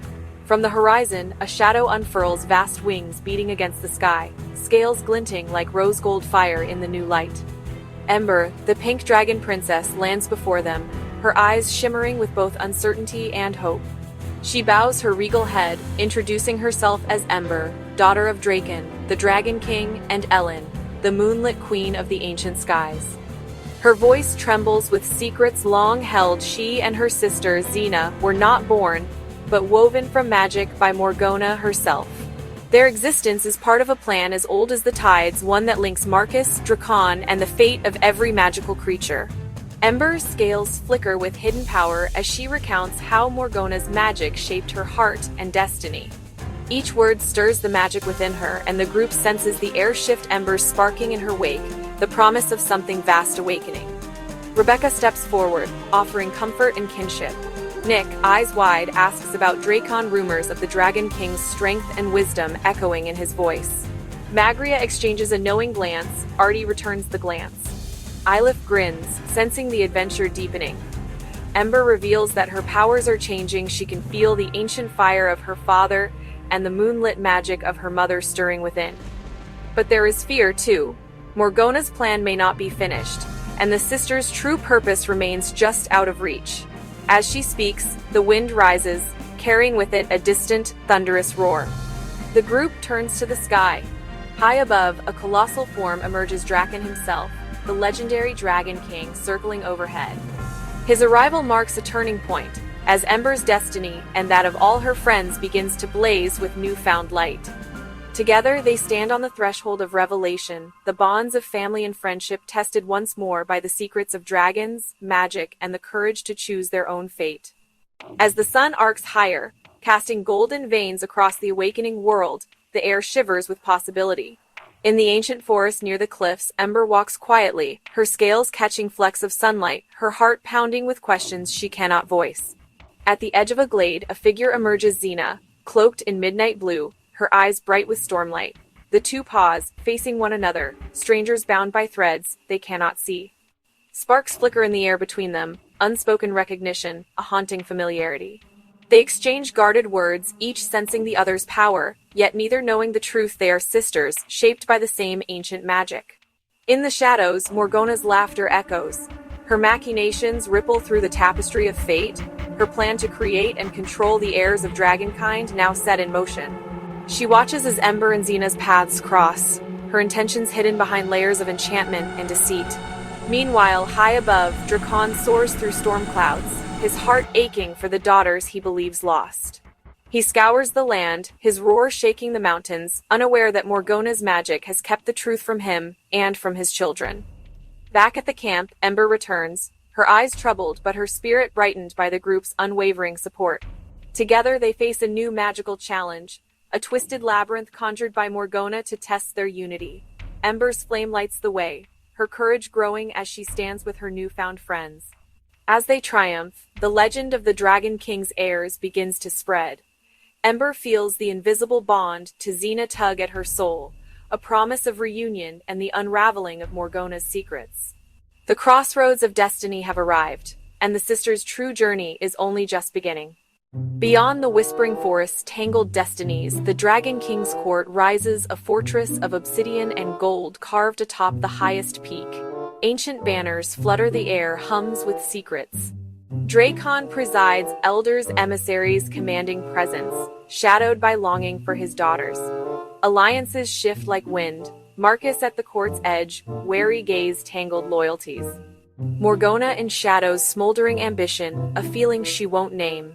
A silent thread binds them. Drakon drawn to Herza, guardian of ancient lore, their bond quiet strength, a flicker of hope, unrest grows. Whispers of Morgona's schemes trust is fragile. Ember, Xena, Selene, their companions enter the throne room. They sense the tension crackling in the air, old grievances and hidden desires simmer beneath the surface. Marcus meets Selene, memories flash between them. Morgona looms, her intentions concealed behind a mask of courtly grace. In this chamber of dragons and destiny, every word is a weapon, every glance a test. The heirs must navigate the court's labyrinth of secrets, forging new alliances, exposing old wounds. The shadow of Marcus hangs heavy, a reminder that even the strongest hearts can be swayed by love, power, and the promise of redemption. As the court's fate hangs in the balance, one truth becomes clear here. In the heart of the Dragon King's domain, the greatest dangers come not from enemies but from the secrets we keep and the choices we make. In the shadowed corridors beyond the Dragon King's throne, a hush falls as Selene steps forward. For years, she has walked quietly beside Miss Colette, her true power hidden. But now, as the court churns with suspicion and longing, Selene's voice rings clear, revealing her mastery of time magic, revealing her past entwined with Marcus, revealing her past entwined with Drakon. Images flicker Selene as a young woman, standing beside Marcus under moonlight, sharing secrets and laughter. Drakon, his eyes wary, trusting Selene in a moment that shaped the fate of kingdoms. The truth ripples through the room. Selene is not just an ally but a bridge between worlds, her wisdom forged in the fires of heartbreak, her wisdom forged in the fires of hope. Morgona's gaze sharpens, her smile a blade. She conjures a magical labyrinth within the court, a test of loyalty, a test of courage. Ember, Xena are swept into its swirling mists, their paths split by illusions meant to sow doubt and discord. The companions must confront visions of betrayal, loss, the future they fear most. Selene, calm amidst chaos, guides them. Her voice weaves through the labyrinth, steady and kind, reminding each of what binds them: trust, forgiveness, and love. Marcus falters, haunted by old regrets, but finds strength in Selene's resolve. Drakon, too, sees the truth: leadership is not command, but the courage to stand with family even when secrets threaten to tear them apart. As the final illusion shatters, Morgona's scheme is revealed, a desperate bid to claim the heirs for her own designs. But the bonds forged in the crucible of truth prove stronger. Selene stands with her sister, with Marcus, with the next generation together. They emerge from the test changed, but united. In the heart of the Dragon King's domain, family is both shield and sword. And as dawn breaks over obsidian spires, the court knows the greatest power lies not in secrets, but in the courage to share them. The air crackles with anticipation. Morgona's final gambit unfurls, beneath the vaulted shadows of the Dragon King's court. With a sinister incantation, she summons a storm of spectral dragons. Spectral dragons swirl with dark magic. Ancestral fury surges through their forms. Ember feels the ancient fire in her veins ignite. Xena feels the ancient fire in her veins ignite. Their eyes glow with the legacy of their bloodline. Dracon rallies the defenders, his voice unwavering. Selene weaves protective wards, time magic flowing like a river through the chaos. The sisters, their hands clasped together, channel a surge of power. Memories of their childhood, whispers of prophecy. The love that binds them. Into a single, blinding pulse of dragonfire, Morgona's illusions falter, her control slipping. In a moment of revelation, the sisters see visions of their origins, a forbidden union, a promise made beneath the full moon. The sacrifice that shaped their destinies. Ember and Xena are bridges between worlds, born of hope and ancient magic. The court trembles as dragonfire meets Morgona's shadow, light clashing with darkness. Marcus joins the fight, Selene joins the fight. Dracon joins the fight. The children of the court join the fight. Their unity forges a shield no malice can break. When the storm subsides, Morgana is defeated, her ambitions scattered like ash in the wind. In the new dawn, alliances are forged between rival houses. The magical world breathes a sigh of relief. The sisters, changed by truth and trial, embrace their legacy as a gift. As the sun rises over the Dragon King's domain, the heroes stand together. Their courage and unity light the path forward. The greatest magic is born not from power alone, but from the hearts that dare to stand together. The legacy of dragons, at last, belongs to those who choose to protect. The legacy belongs to those who choose to love. The legacy belongs to those who choose to hope. The legacy of dragons belongs to those who choose it. As dawn settles over the Dragon King's court, a new chapter quietly unfolds beyond the battlefield. In the tranquil gardens, Rebecca stands beneath the ancient moon willow, her thoughts swirling with revelations. Her mother, Luna Moon, revealed. A guardian of ancient secrets, the sister of Elara Moon, the moon bloodline runs deeper than Rebecca ever imagined, intertwining her fate with Ylif's. Around her, the Shifter family gathers. Each member a thread in the tapestry of magic, and a thread in the tapestry of kinship. Uncle James, broad-shouldered and warm-hearted, he shifts into a bear with a gentle rumble, his laughter echoing through the dew-laden grass. His partner, Owen, soars above as a golden eagle, circling in the sunlight before landing softly at James's side, their bond unbreakable and proud, a quiet beacon for the younger generation. Cousin Clara, just 15, marvels as her form flickers. Sometimes a fox, sometimes a songbird. Her giggles bubbling as she tests the edges of her ever-changing magic. Nearby, Mia, quick and clever, she scurries as a mouse, before shifting back, eyes sparkling with mischief and hope. At the garden's edge, Silas stands alone, the weight of new responsibility settling on his shoulders. As a snake shifter, one of Lord Elias Blackwood's sons, poised to become the next head of the family, his gaze is thoughtful, his resolve steely, yet kind. Rebecca feels the pulse of belonging. Her shifter legacy, a bridge between houses, a living promise of unity. She turns to Ylif, their connection stronger than blood, forged in courage and in choice. Together, they face the dawn. The Moonblood line, with all its gifts and mysteries, will guide them into a future, shaped by love, shaped by hope, shaped by kin. The legacy of dragons has been claimed. Now, the legacy of the shifters rises, woven through every heartbeat, every transformation, and every promise made beneath the moon. As the sun climbs higher, Rebecca's family stands together, ready to protect the world they love. The legacy continues. In every form it chooses. Far from the moonlit gardens and dragon courts, another story stirs, one woven through the winding streets of old Paris.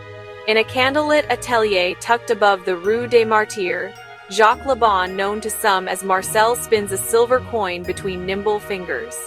His laughter, bright and unburdened, fills the air, masking the depth of his magical prowess. Once a stranger to the Time-Benders United, Jacques became an indispensable ally during their perilous journey through the shifting tides of history. Across the room, Claudette stands by the window, her gaze steady and perceptive. She sees not just the world, but the vibrant auras that swirl around every soul, each color a secret, each glow a warning or a promise. Once guarded and stern, Claudette's heart has softened, shaped by battles fought side by side with the Timebenders. Trust has grown where suspicion once lingered. Tonight, the two share a quiet moment, a pact sealed not with spells, but with understanding.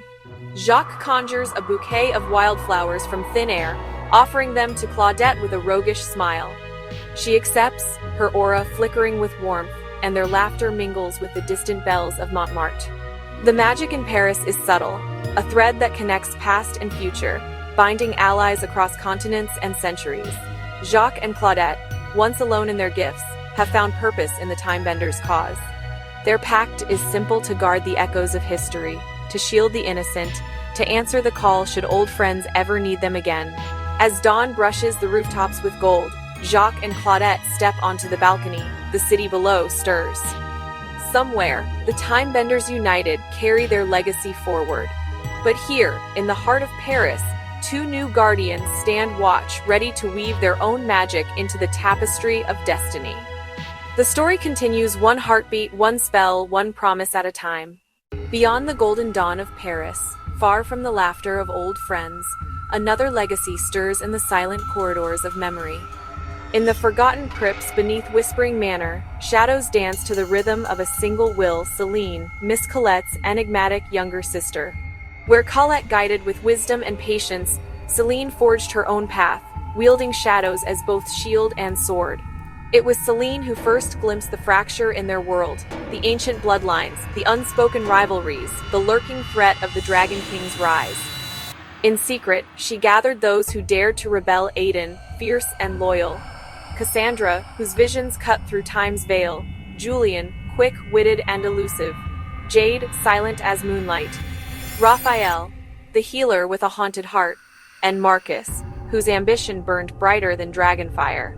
Together, they became the Order of the Dragon, a clandestine brotherhood sworn to protect the balance of magic, even if it meant defying the Timebenders themselves. Celine's power over shadows was their shield, her resolve their compass. But as Marcus's hunger for power grew, so did the rift within the Order. The seeds of rebellion would one day blossom into the legend of the Dragon King. In the flickering torchlight, Celine stands before her chosen allies, her voice a whisper that commands attention, her eyes reflecting both hope and sorrow. The pact is simple, yet perilous: to rewrite destiny, no matter the cost. As the Order vanishes into the labyrinth of shadows, the future trembles, caught between the promise of freedom and the peril of betrayal. The story of the Timebenders is not just one of unity, but of rebellion. And in the darkness beneath Whispering Manor, Celine's legacy takes flight, a single shadow, cast long across the tapestry of time. Beneath the ashes of tragedy, new roots quietly take hold. After the fire that claimed Mary and Robert Blackwood, a gentle hand reached into the darkness. Miss Colette, whose heart had always been open to lost souls, found herself guardian to a child marked by destiny. Lily, the daughter of the Blackwoods, arrived at Whispering Manor with nothing but a locket and a memory of warmth. Unbeknownst to her, a twin brother, Eilif, had been spirited away in the chaos, his fate sealed by secrets that stretched beyond the mortal realm. As Lily grew under Miss Colette's watchful care, whispers of magic lingered in the manor's halls. Yet, the story of the Blackwoods was far from simple. Across worlds and time, another narrative unfolded, a tale of shifter magic and divided souls. Morgona, the sorceress of shadow and ambition, had shaped her own legacy. She forged the enigmatic Xena, two halves of a single being, one pure, one corrupted. Xena, Ember, a third, still unnamed. Ember, forged in fire and longing, found her place not in Whispering Manor, but in a distant realm ruled by the Dragon King Dracon. Ember's flames danced beside her father's. Elena, the tender queen healer, and mother wove peace between rival brothers. Dracon, Marcus, the struggle for power was not just one of thrones, but of ancient wounds and unspoken promises. In the shadows of these tangled bloodlines, Lily's journey was only beginning. Guided by Miss Colette's love, haunted by the mystery of her twin, and bound by the magic that shaped her birthright, Lily stood at the threshold of a world where every secret was a key, and every bond a test of fate. The Shifter's legacy, the Dragon King's rivalry, The hidden threads of the Blackwood twins would soon entwine, setting the stage for destinies yet unwritten. As dawn breaks over Whispering Manor, a new chapter begins, one of fire, shadow, and the relentless search for family. In the end, it is not just blood that binds, but the courage to face the flames of fate together. In the web of blood and shadow, not all bargains are made for love. As the embers cooled, the Blackwood legacy took root. A deeper intrigue unfolded far beyond Whispering Manor's walls. Long ago, Marcus Dracon rival rulers sought Morgona's magic for the promise of an heir. By candlelight moonlit pact, they laid bare their desires, but hearts are not so easily commanded. Morgona, mistress of secrets, mistress of shadow, drawn to Marcus, a dangerous affection colored every spell, every whispered vow. To Dracon she offered only a promise, a child yet to be born, a future sealed in riddles veiled in time. The family tree, once so simple, twisted and turned, branches entwined with envy, longing, the hunger for power. Alliances formed, rivalries deepened, the magic that bound them all grew ever more tangled.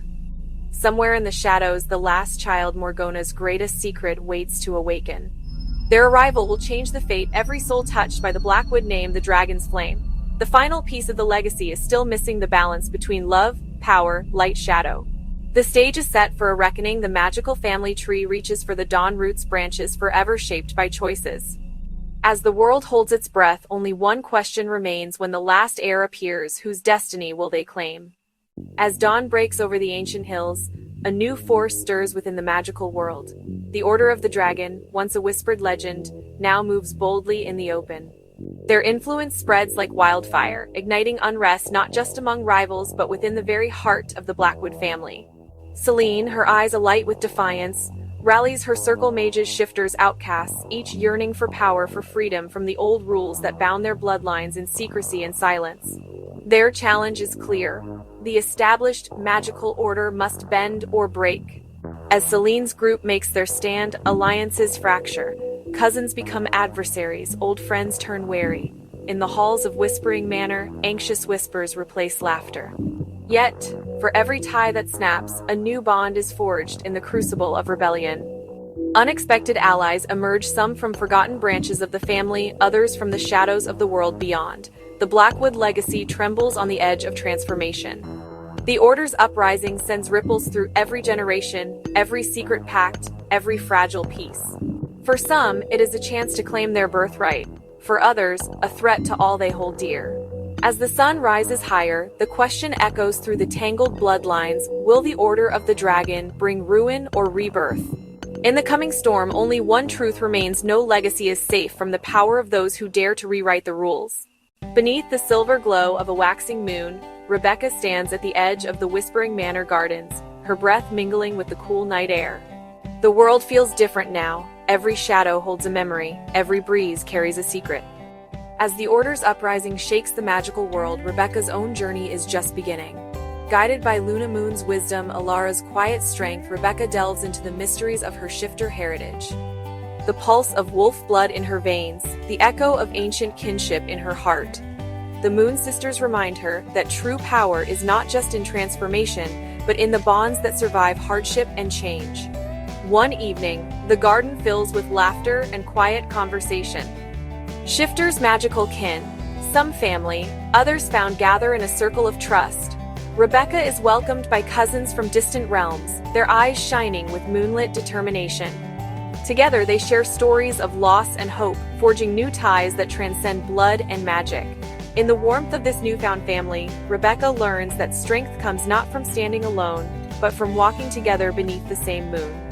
As she embraces her identity, the fear of legacy fades, replaced by the fierce certainty that she belongs not just to her past, but to a future shaped by unity and love. The night deepens, but Rebecca's path grows brighter.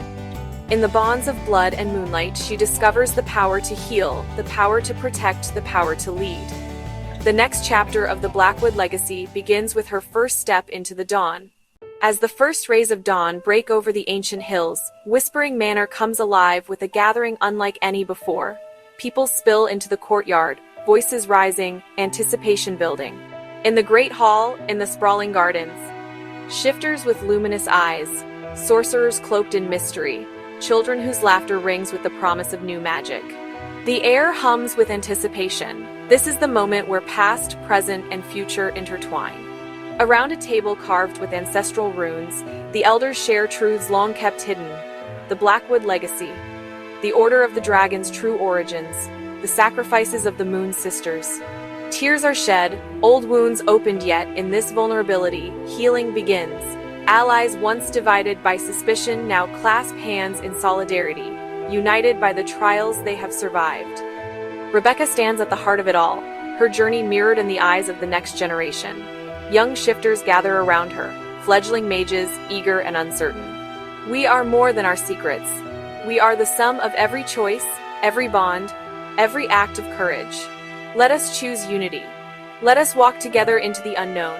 As the sun rises, destinies are claimed.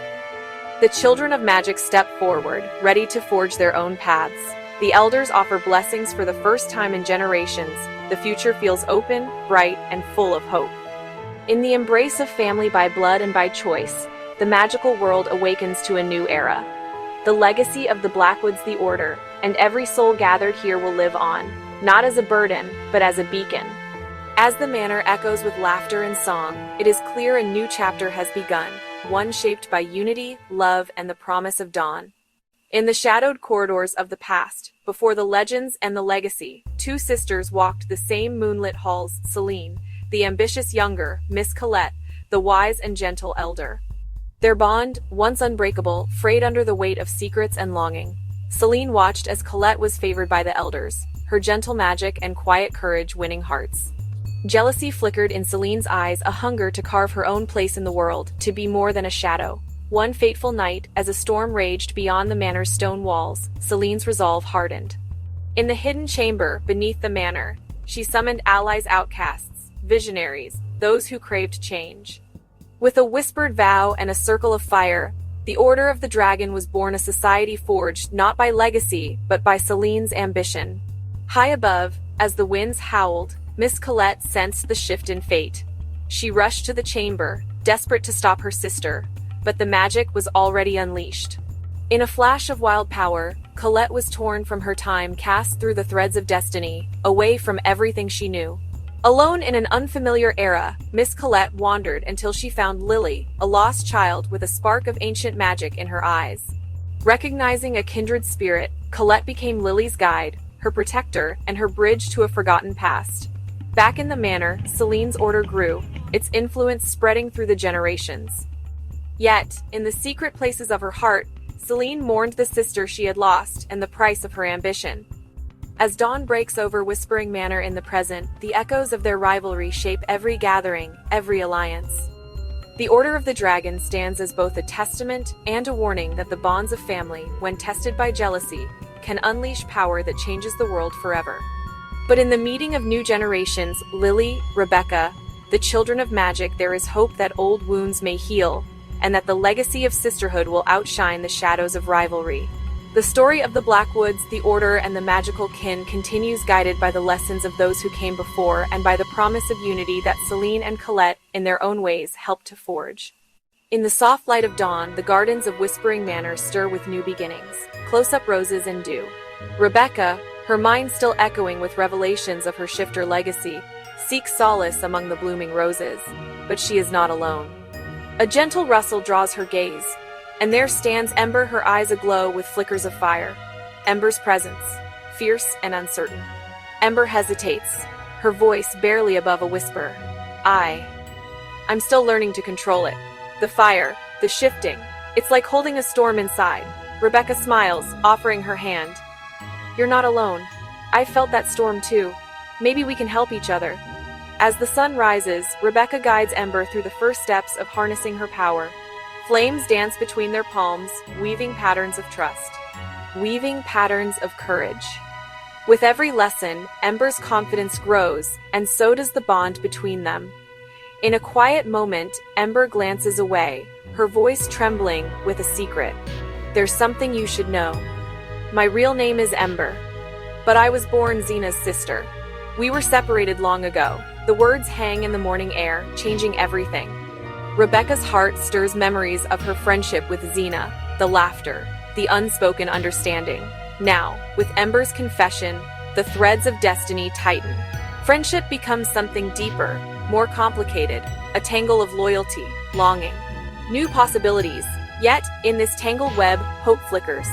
The connection between Rebecca, Ember, and Xena promises not just healing for old wounds, but the forging of a new family, one shaped by choice, not just blood. As the manor awakens, the Sisters of Fire and Fate stand side by side, ready to face whatever the future holds. In the embers of kinship, the next chapter of the Blackwood legacy begins. The days at Whispering Manor unfold in quiet ripples, sunlight dappling the ancient halls, where secrets are common currency. Amidst the restoration of kinship, Rebecca finds her thoughts returning to Xena. Herr friend, Herr confidante, the one whose laughter once felt like home. Rebecca's feelings shift, subtle at first, a lingering glance, a heartbeat quickened by Xena's nearness, in the rose garden. She catches herself searching for Xena's silhouette among the shadows, hoping for a touch, a word, something more than friendship. But Xena, ever guarded, senses the change. She meets Rebecca's gaze with a gentle, uncertain smile. Her own heart tangled in memories of loss, longing. One afternoon, as golden light drifts through the windows, Rebecca finds the courage to speak. I care about you, Xena. More than a friend, maybe. Her voice falters. Hope. Fear mingling. Xena's eyes soften, but she steps back. Her words careful, almost fragile. Rebecca, you mean so much to me. I'm not sure I can be more than a friend right now. The space between them fills with unspoken wishes. Silent apology. Days pass. The rhythm of their friendship changes. Gentle laughter. A bittersweet ache. Conversations that skirt the edges of deeper feelings. Rebecca honors Xena's boundaries, her affection folding into quiet support. Xena, grateful, conflicted. She clings to the friendship, wary of risking what they already share. They walk the gardens together, sometimes close, sometimes apart. The distance aches, but connection remains a thread of loyalty, strong and unbroken, in stolen moments. Rebecca's longing, tempered by patience, and Xena's hesitation, by gratitude. As the manor's shadows stretch toward dusk, both women find a new understanding. Friendship endures. Even as hearts yearn for more, in the delicate balance of love, loyalty, they choose to walk side by side, uncertain of the future, but unwilling to let go. In the quiet hush of evening, the embers of hope glow softly, waiting for the day when both hearts might burn in unison. In the hush of twilight, the manor's gardens bloom in secrecy. Petals tremble in the cool breeze, holding stories only the moon can hear. Magria finds Rebecca tending to the roses, her movements slow, thoughtful. Magria's voice is gentle, but piercing.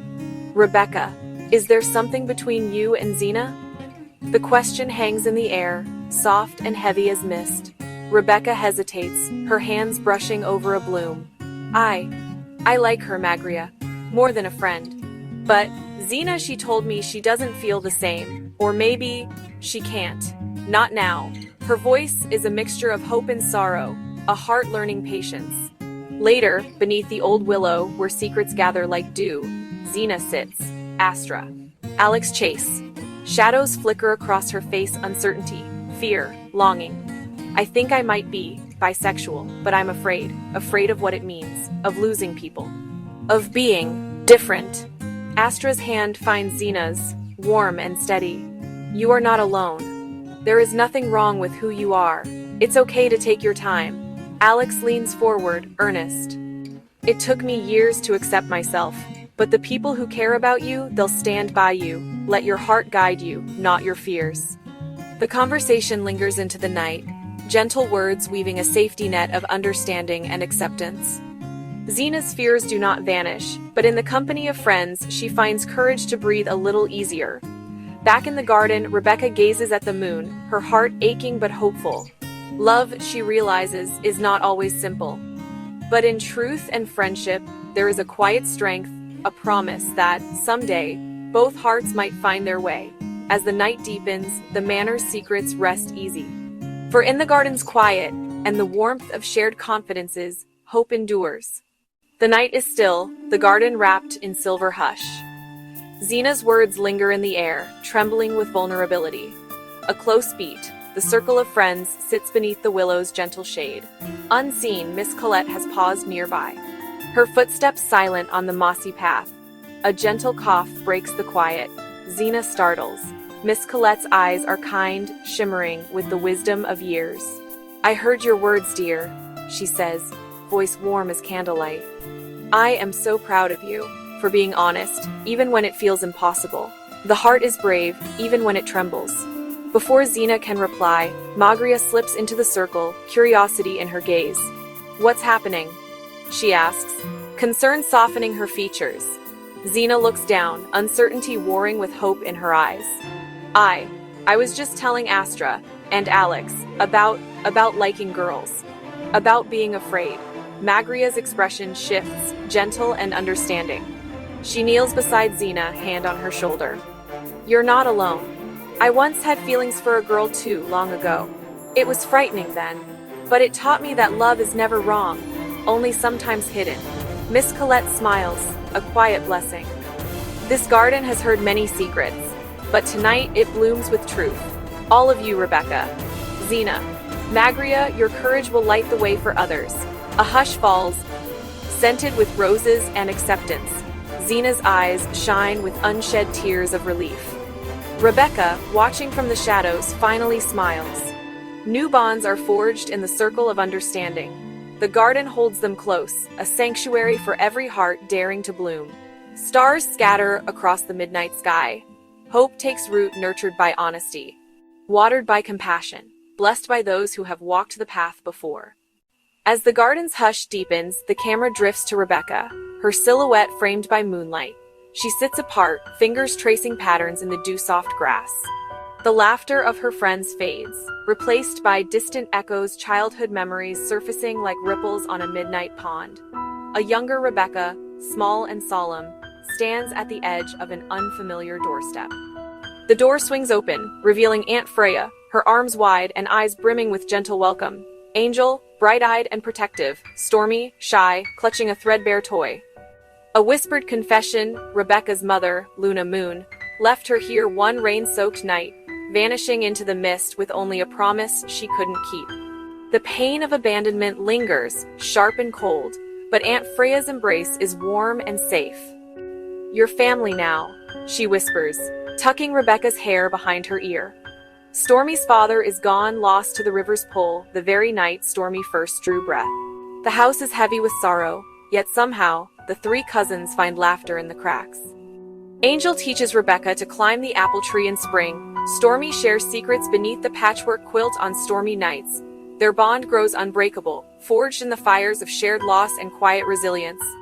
Back in the garden, Rebecca's gaze lifts to the stars. Each one, a memory. Each one, a promise. She smiles softly, feeling the strength of her chosen family, their love a lifeline, anchoring her to hope. The garden breathes around her, alive with the stories of those who have survived, endured, and bloomed. Rebecca's past is no longer a shadow, it's the soil from which her courage grows. In the hush before dawn, the camera glides over dew-laden fields, following Rebecca on a winding forest path. Her breath mingles with the mist, heart pounding with anticipation and fear. At the edge of a clearing, 4 figures wait. Luna Moon, cloaked in silver, her eyes a mirror of Rebecca's own, a relative tall and solemn. Another, with laughter dancing in her gaze. The youngest, a quiet shadow at Luna's side. A hesitant reunion unfolds. Luna steps forward, voice trembling. "Rebecca, I have missed you with every heartbeat." The old ache flickers in Rebecca's eyes. She lets herself be drawn into her mother's embrace. The others introduce themselves. Cousins, kin, all bearing the moonblood mark. Over the next days, training begins. Beneath ancient oaks, under starlit skies, guided by Luna, they learn to shift. First in dreams, then in waking. Fur ripples over skin, feathers unfurl from arms. The forest becomes a playground.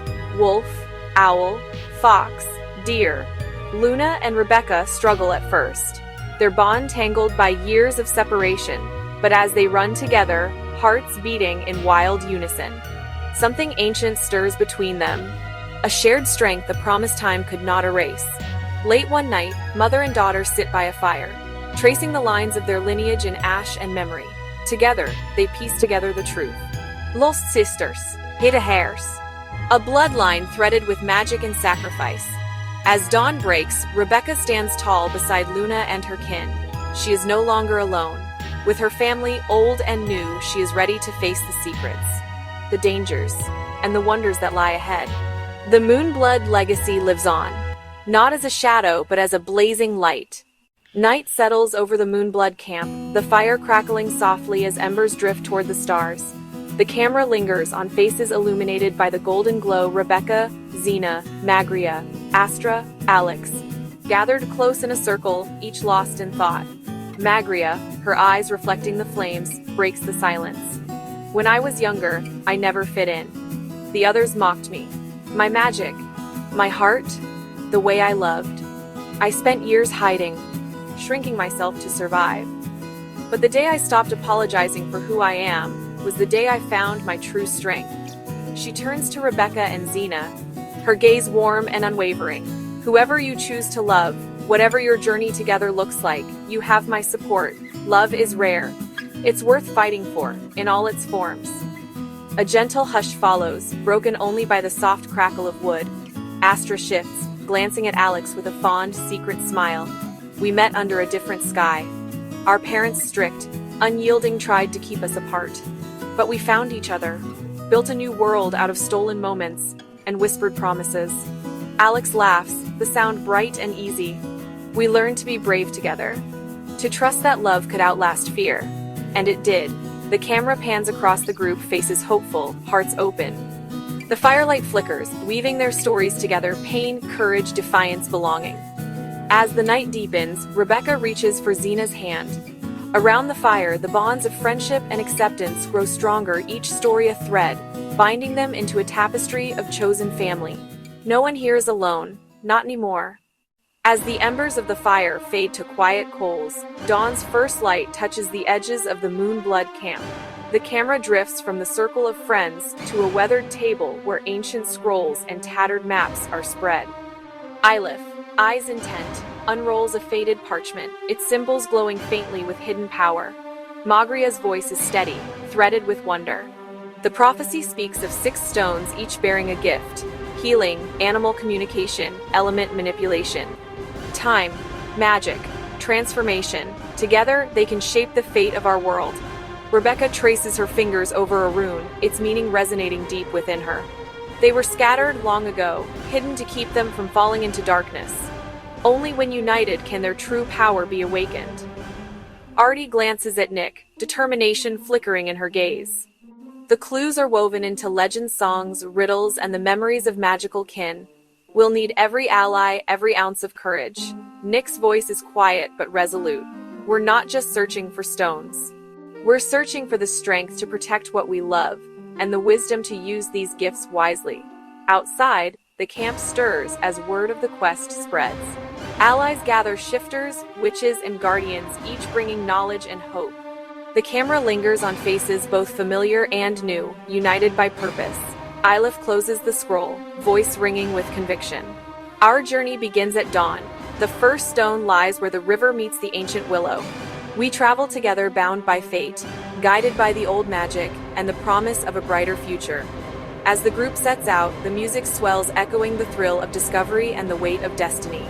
Their path is uncertain, but their hearts are strong. The quest for the 6 stones has begun, and with it, a new chapter in the legacy of the Time Benders. The forest is alive with secrets. Questers step beneath the ancient willow's canopy. Shafts of morning light dance across mossy roots, leading them deeper into a world where magic breathes in every shadow. Rebecca moves at the front, her heartbeat echoing with anticipation and old wounds. At the heart of the grove, a circle of shifters waits. Rebecca's mother, radiant and resolute, stands among them. Her eyes are both warm and wary, old pain flickering beneath her strength. The group halts, tension shimmering in the air. Rebecca's mother speaks, her voice carrying the weight of years apart. To claim the stone of healing, you must first mend what has been broken, not just in the world, but among yourselves.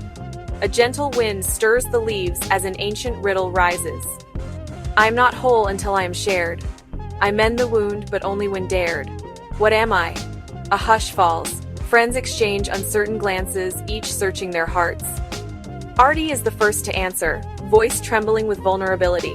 Forgiveness. It's forgiveness. The shifters nod. A green light spirals from the willow's roots. The stone of healing is revealed, glowing softly in the earth.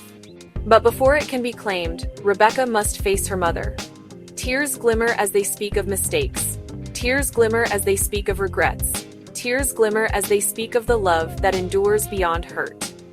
In a moment of courage, Rebecca offers forgiveness and receives it in return. The magic swells, embracing everyone present, binding them in a new kinship. The stone of healing rises, resting in Rebecca's hands. Its warmth pulses through the group, mending rifts, strengthening bonds. The shifter friends smile, trust earned, their alliance sealed. The group departs the grove. The music lifts hopeful, triumphant. The first stone has been claimed. A new understanding has taken root. The camera rises through the trees, sunlight glinting on the stone of healing, a beacon for the trials yet to come. Night falls over Paris, its rooftops bathed in silver moonlight. The moon hangs low over the city. The time benders arrive, silhouetted, their hearts still threaded with the healing magic of the forest. Now, the city's labyrinthine streets hold their next challenge, whispered to be hidden beneath the old city. Guided by a cryptic map and the steady hand of a local wizard, Monsieur Duvant, the group slips through shadowed alleyways. Every lamplight flickers with enchantment. Every echo could be a clue or a trap. At the Place des Vosges, a mysterious woman in a velvet cloak waits. Her eyes shimmer with secrets, her allegiance uncertain. Together they descend into Paris's forgotten catacombs. Walls shift, illusions weaving reality and memory into a dizzying maze. Statues of beasts, wolf-raven lions spring to life, their roars and whispers testing the traveler's resolve. The rival collector, a cunning figure known only as Le Renard, stalks their every move, laying riddles and snares, a heartbeat of silence. Then, Lyra steps forward, recalling the lesson of forgiveness. She speaks gently to a spectral wolf, her words bridging worlds. The illusions falter, revealing a hidden alcove.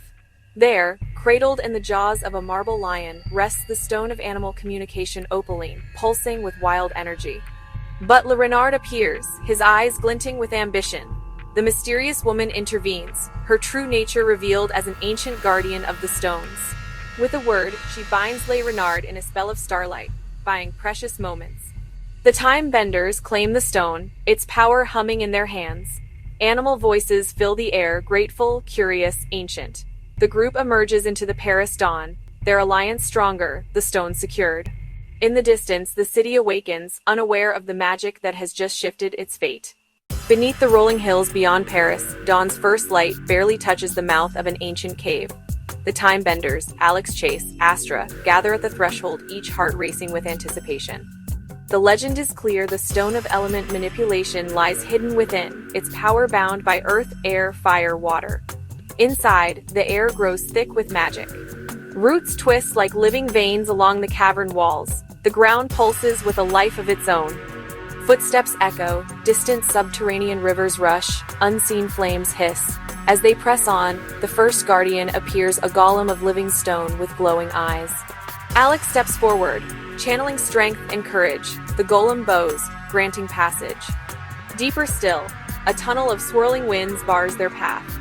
Astra lifts her hands, her voice weaves a melody that calms the tempest, allowing the group to pass unharmed.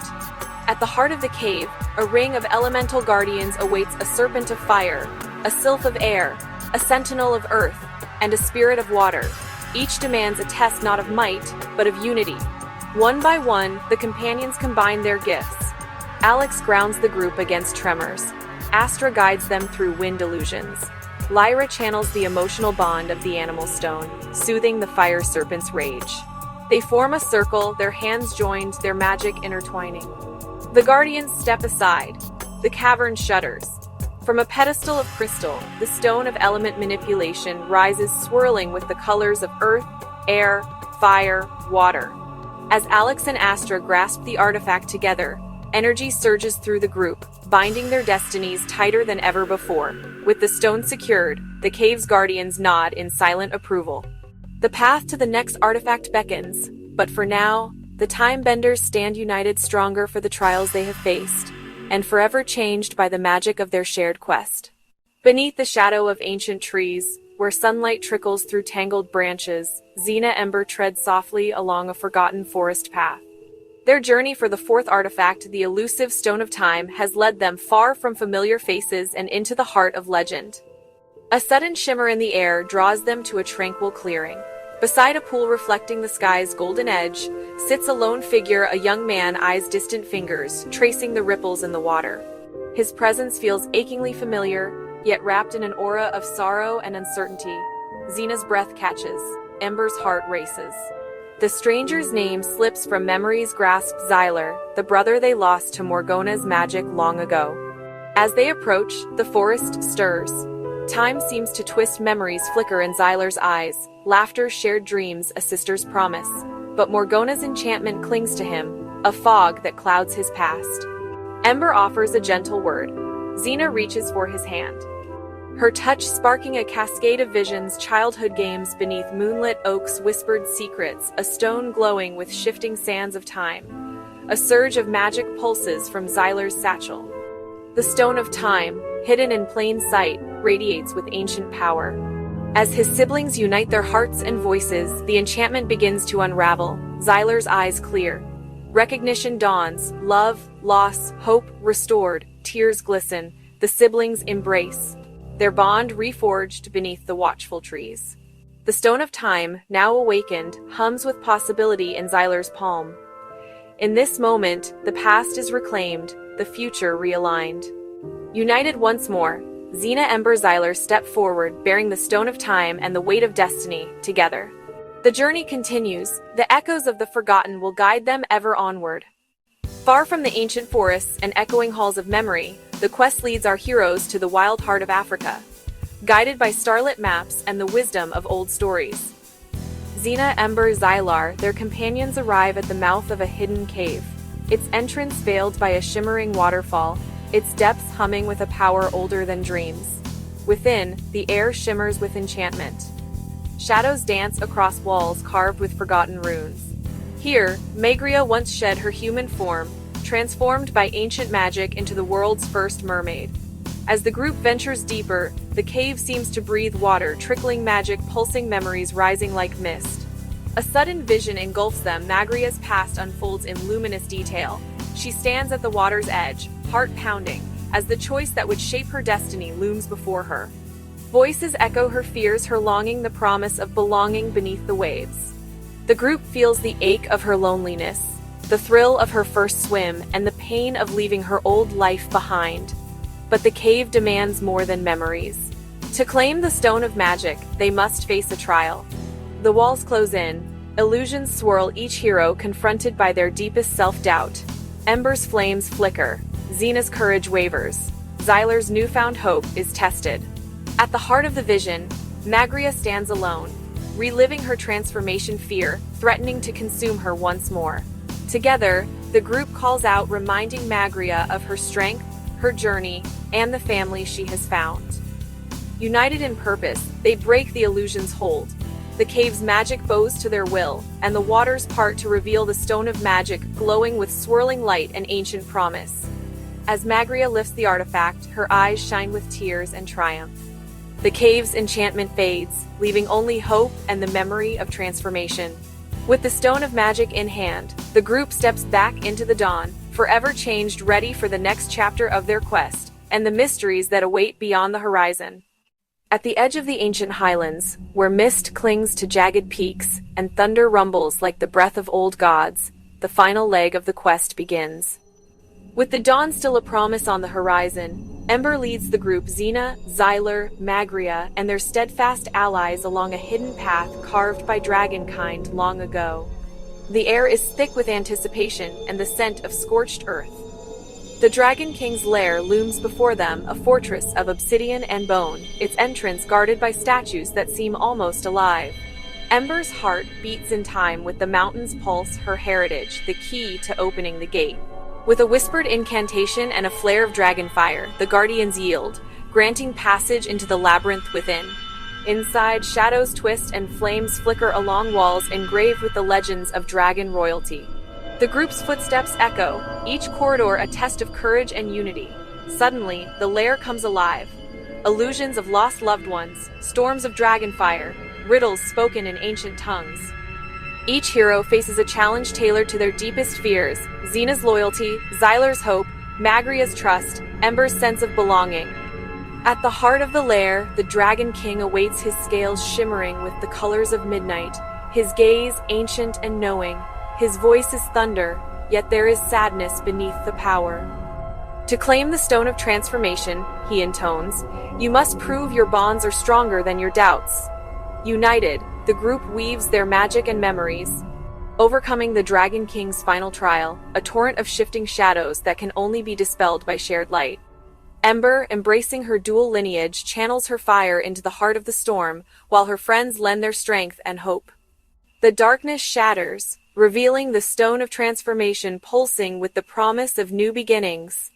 As Ember lifts the final artifact, the lair trembles with ancient approval. The Dragon King bows his mighty head, acknowledging their courage. The 6 artifacts now united, the group steps into the dawn victorious, transformed, and ready to face the destiny they have forged together. As the sun rises over the misty highlands, Ember, Xena, Xyler, Magria, their companions, make their way back to the storied halls of Whispering Manor.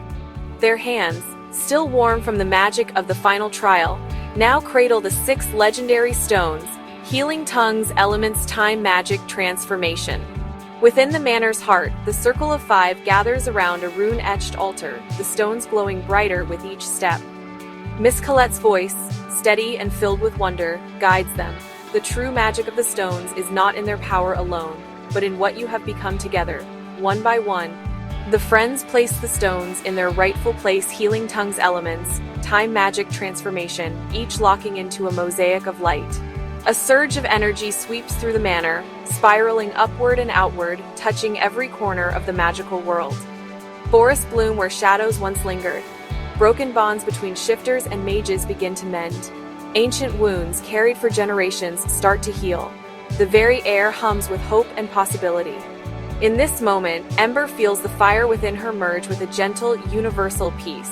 Xena and Xyler exchange a look of profound understanding. Magria's laughter rings out, unburdened, as the manor itself seems to breathe in relief. The group's unity has become a beacon, a promise that the old rivalries can give way to trust and friendship. As the stones settle, their light lingers, weaving a tapestry of new beginnings. The Time Benders know their quest has ended, but the legacy of their courage and kinship will echo through generations. Whispering Manor, once shrouded in secrets, now stands as a symbol of unity, a place where all magical beings can find belonging. Outside, dawn paints the world in gold. The future, once uncertain, now shines with the promise of peace. And as they step into this new era, the friends carry forward the greatest magic of all, the unbreakable bond they forged together. Beneath the jubilant halls of Whispering Manor, far from the golden dawn, a shadow stirs in the forgotten chambers below. Here, in a chamber lit only by flickering blue flames, Herza, the ancient demon of cunning, Herza, the ancient demon of power, stands before 2 young witches, Morgona and Evenora. Once, Morgona and Evenora were inseparable, bound by laughter, secrets, dreams of magical greatness. But now, under Herza's watchful gaze, their friendship frays with every lesson. Morgona's spells crackle with raw, untamed energy, her ambition blazing brighter than ever. Evenora, determined not to be outshone, pushes herself to the edge, her magic sharp, her eyes burning with jealousy. Herza circles them, his voice smooth as silk and cold as steel. Power is not given, it is taken. Show me who you truly are. He pits them against each other, testing their limits, stoking the embers of rivalry. Morgona's talent flourishes, each incantation more daring than the last. Evenora's frustration mounts, her spells growing unpredictable, her trust in her oldest friend slipping away. As the hours pass, the chamber thickens with tension. Herza's influence weaves between them, subtle and insidious, turning old affection into a contest for supremacy. Morgona, emboldened by her success, begins to see Evenora as an obstacle rather than an ally. Evenora, hurt and prideful, vows to prove herself no matter the cost. In the flickering shadows, Herza smiles. He knows that from this rivalry, destinies will be forged. destinies that may one day shake the very foundations of the magical world above. Outside, the dawn of unity glows bright. But here, in the depths, a different fire has been kindled, one that could either forge greatness or destroy all it touches. Beneath the moon's silent gaze, Celine slips through the shadowed corridors of Whispering Manor, her heart pounding with anticipation and dread. She moves quietly, careful not to wake Miss Colette or the others. Her secret must remain hidden. Deep in the manor's forgotten crypts, Celine finds Herza waiting. The ancient demon's eyes gleam with secrets as he offers her forbidden knowledge, lessons in power, whispered in the darkness. Herza's words are a temptation and a warning. Greatness demands sacrifice. Are you willing to pay the price? Celine's resolve hardens. She keeps these midnight lessons from Miss Colette, knowing that discovery could unravel everything she hopes to become. But Celine's secret life does not end with Herza. By twilight, she journeys beyond the manor's grounds, drawn to the ruins where Marcus, the enigmatic Dragon King, awaits. Draco, his loyal companion, awaits. In Marcus, she finds not only a kindred spirit, but a spark that sets her soul alight. Their meetings grow frequent, their shared ambitions deepening into something more. Together, in the hush of the ancient woods, Celine and Marcus dare to dream of a new order, one that will unite shifters, witches, those born of both bloodlines. Draco, ever watchful, lends his wisdom and strength. It is here, under a crescent moon and the hush of ancient oaks, that Celine and Marcus seal their pact. They form the Order of the Dragon, a brotherhood sworn to protect the magical world from the shadows that threaten to consume it. Celine's double life weaves together love, power, and secrets, her path forever changed. Above, Whispering Manor glows with hope and unity.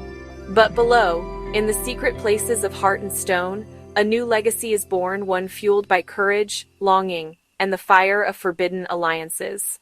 In the twilight that follows the Order's secret birth, another story quietly unfolds in the tangled woods beyond Whispering Manor. Here, Kai, once a solitary wanderer, finds himself drawn to Morgona, the enigmatic witch whose allures matched only by her ambition. Their connection is electric, both thrilling and dangerous. Morgona whispers promises of power and belonging that Kai has long yearned for. But Morgona's love is not without its shadows. One moonless night, she gifts Kai a silver-threaded charm, a curse, veiled as protection. With it, Kai can ensnare the elusive fairies in the manor's gardens, their wings shimmering with ancient magic. Driven by devotion and curiosity, Kai sets the trap. A fairy is caught, Nick, guardian of the magical realm, an old friend to Whispering Manor. Inside the shimmering cage, Nick's voice is calm but urgent. He speaks of the balance between worlds, the fragile peace that curses like Morgona's threaten to shatter. As Kai listens, the truth becomes clear. Power gained through harm comes at a price. The lines between right and wrong blur. Kai faces a choice: loyalty to Morgona or compassion for a fellow magical being. With trembling hands, Kai shatters the charm, setting Nick free. In that moment, the spell's silver light fades, and a new understanding dawns between the three. Morgona's ambitions, Kai's longing, Nick's wisdom collide, revealing the tangled complexities of their magical world.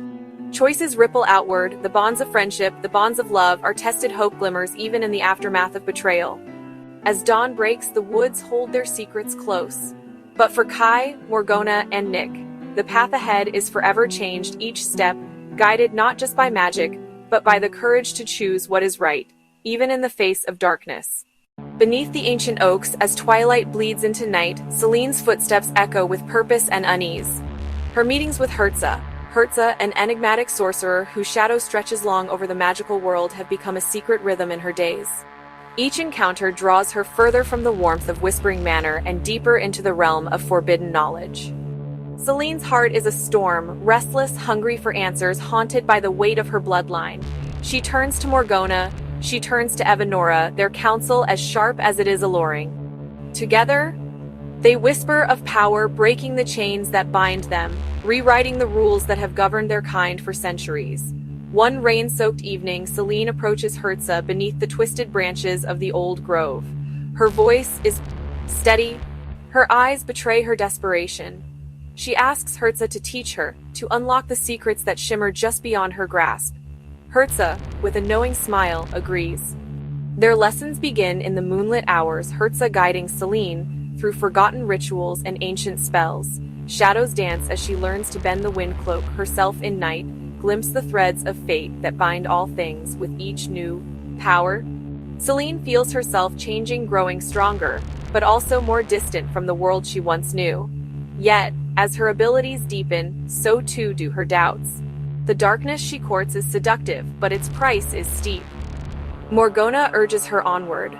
Evanora urges her onward, their ambitions entwined with her own. In the silent spaces between spells, Selene wonders, will this path lead to freedom or to ruin? The night air thrums with possibility and peril.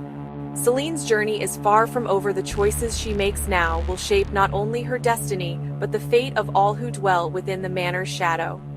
As dawn creeps across the horizon, her heart divided, her power awakened, her future uncertain. In the cold aftermath of Selene's secret training, a new storm brews beneath the ancient canopy. Morgona, emboldened by her own ambitions and the whispers of newfound power, confronts Herza in the shadowed grove. Her eyes glint with defiance, her words weave a spell, dark and intricate, meant to bind Herza and seize control of his ancient magic. But Herza, old as the roots that twist beneath the earth, is ready. With a flicker of his gaze and a whispered incantation, he unravels Morgona's spell and reaches into the core of her power. In a heartbeat, Morgona feels it, her magic, once fierce and unyielding, slipping away like mist at dawn. She collapses to her knees, the world suddenly vast and empty without the familiar thrum of her sorcery. Herza's voice, cold and final, echoes through the grove, warning her never to cross him again. Morgona stumbles from the grove, stripped of her gifts, lost in a world that no longer bends to her will. For weeks, she wanders, her pride shattered, her purpose uncertain. Desperation leads her to old legends, the tale of Orion, a time-bender wizard once trusted by Miss Colette. Guided by fading hope, Morgona seeks him out in the ruins of a forgotten sanctuary. Orion, enigmatic and kind, listens to her plea. He cannot restore her magic, but he offers her a path, a portal through time, a chance to seek redemption or revenge in another era. Morgona steps through the swirling gateway, her past slipping away behind her. The portal closes, and with it, her last link to Orion and the world she once ruled. Alone in a new time, Morgona's journey begins again, her fate now a thread woven through the tapestry of ages, her power gone but her will unbroken. In the hush of a rain-washed city square, time feels thinner threads of past and present weaving through the misty air. Miss Colette stands beneath the flickering glow of a gas lamp, her eyes scanning the shifting shadows. At her side, Lily clutches a worn leather satchel, her senses prickling with the unmistakable hum of magic. A figure glides at the edge of the lamplight, Herza, the ancient guardian, cloaked in the dusk of this new era. Miss Colette's breath catches. For a heartbeat, she locks eyes with the shadowed specter, recognition sparking, but caution holding her still.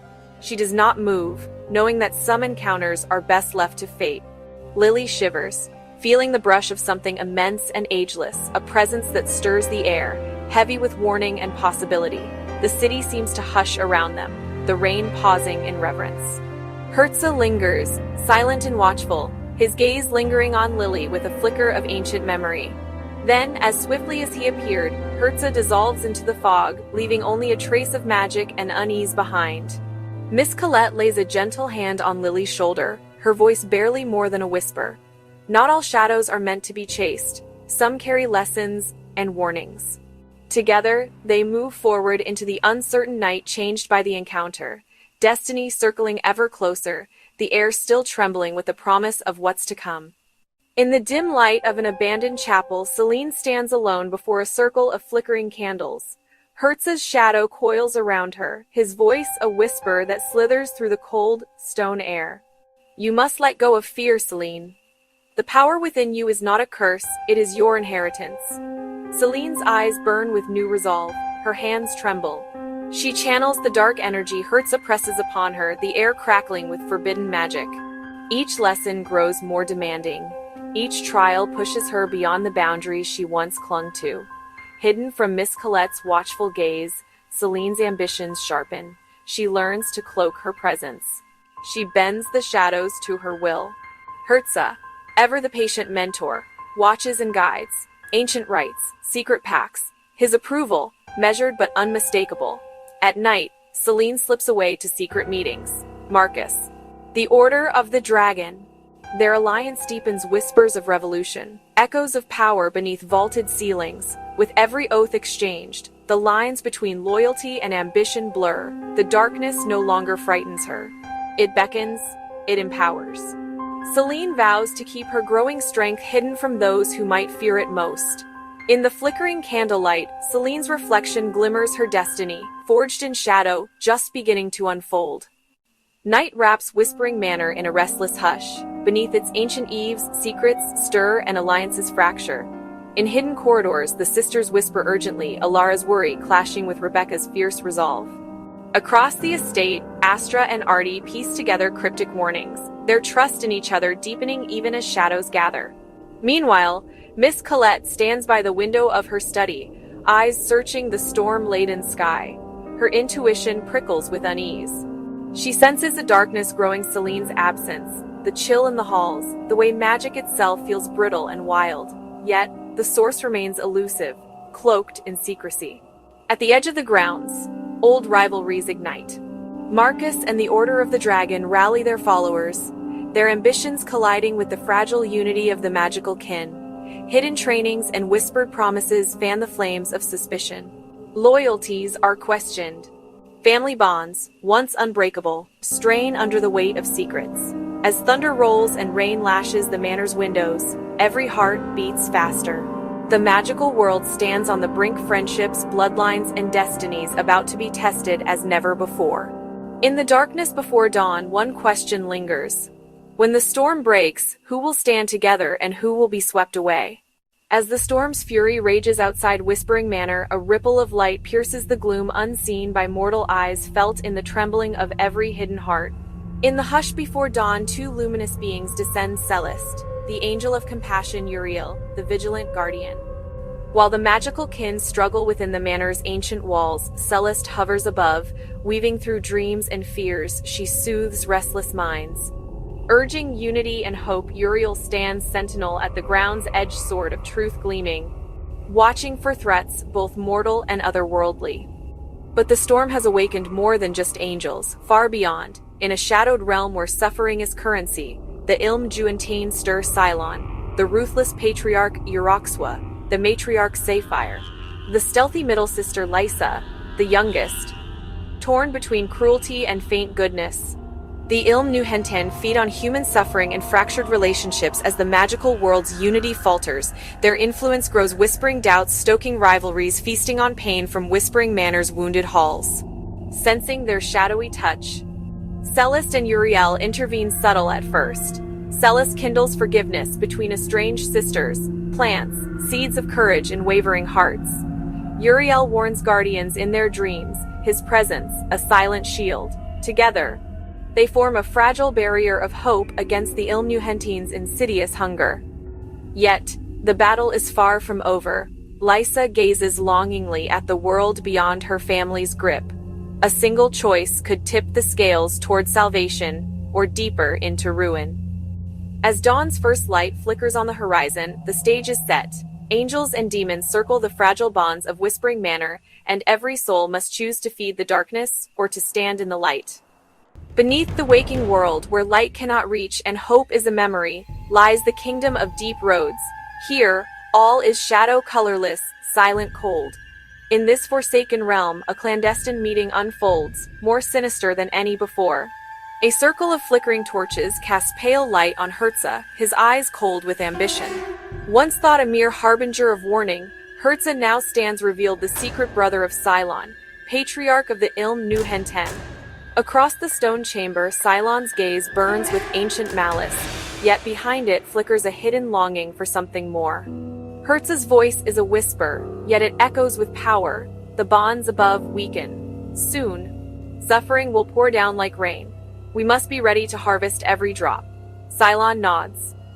But his eyes flick to Eroxua, his partner in darkness. She stands at his side, regal, weary, her heart heavy with the weight of endless dread.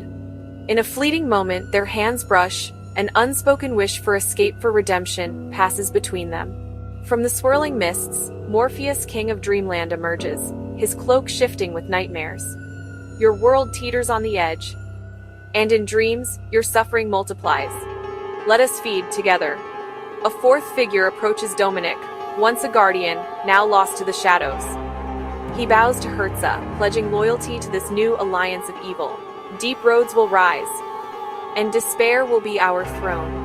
Yet as the pact is sealed, Cylon's eyes linger on the distant light above. For all his cruelty, the shadow of hope remains a secret yearning to break free from the cycle of pain.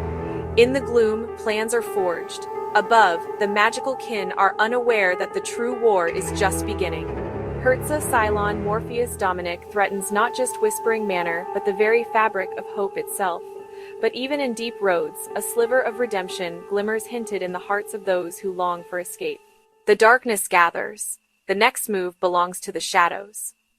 Far from the shadows of the deep roads lies Aqualia, a realm where sapphire waves shimmer beneath endless sunlight and coral palaces rise above gardens of pearl. Here, Oceanus, god of the sea, reigns with a gentle hand.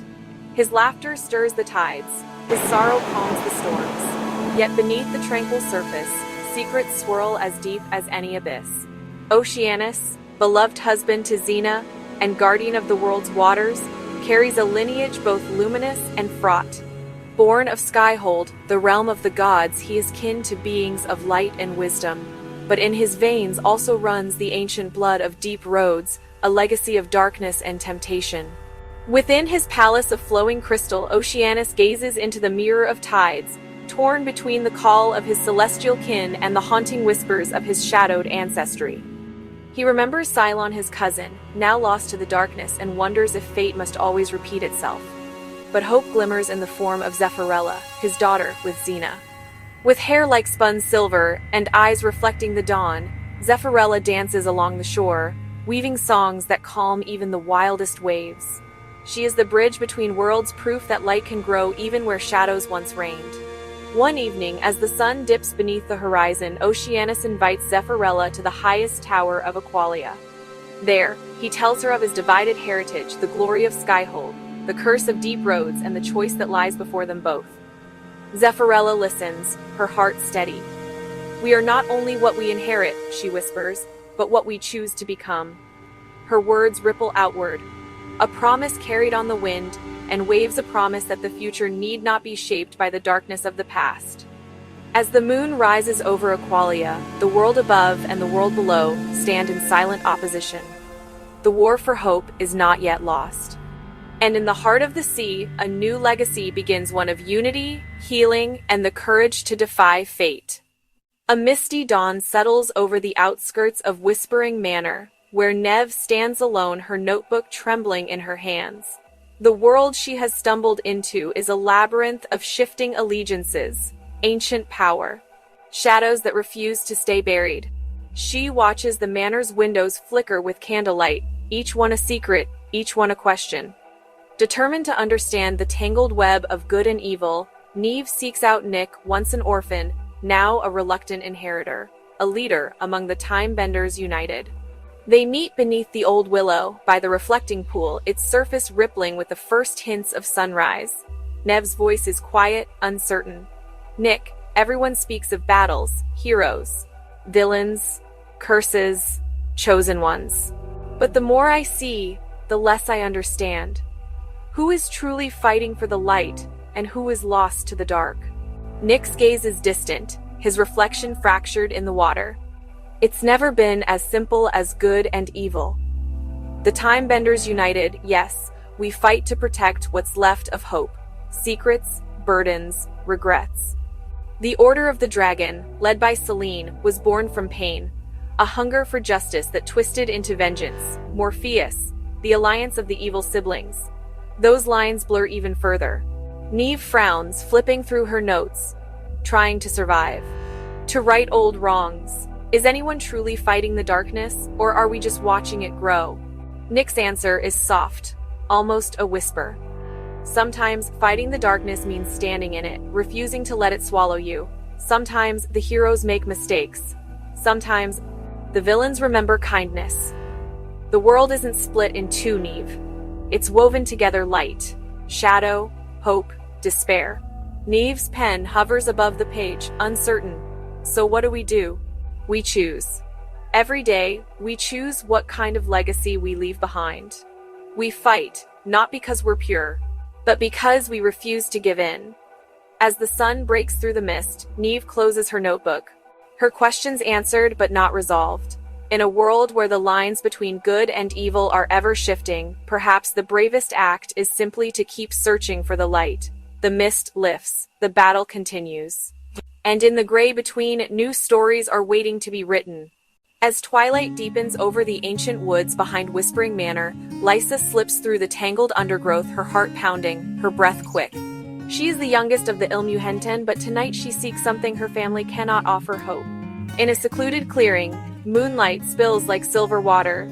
Uriel stands serene, his wings faintly aglow. Celeste's gentle presence radiates warmth. Lysa hesitates at the edge, clutching a charm her mother gave her. The charm now feels like a shackle. Celeste's voice is soft, inviting. You're not alone, Lysa. The light you seek is already inside you. Lysa's voice trembles. I don't know what I am anymore. My mother, she only sees Saphir. She says I'm weak because I question, because I care. Uriel steps forward, kind but resolute.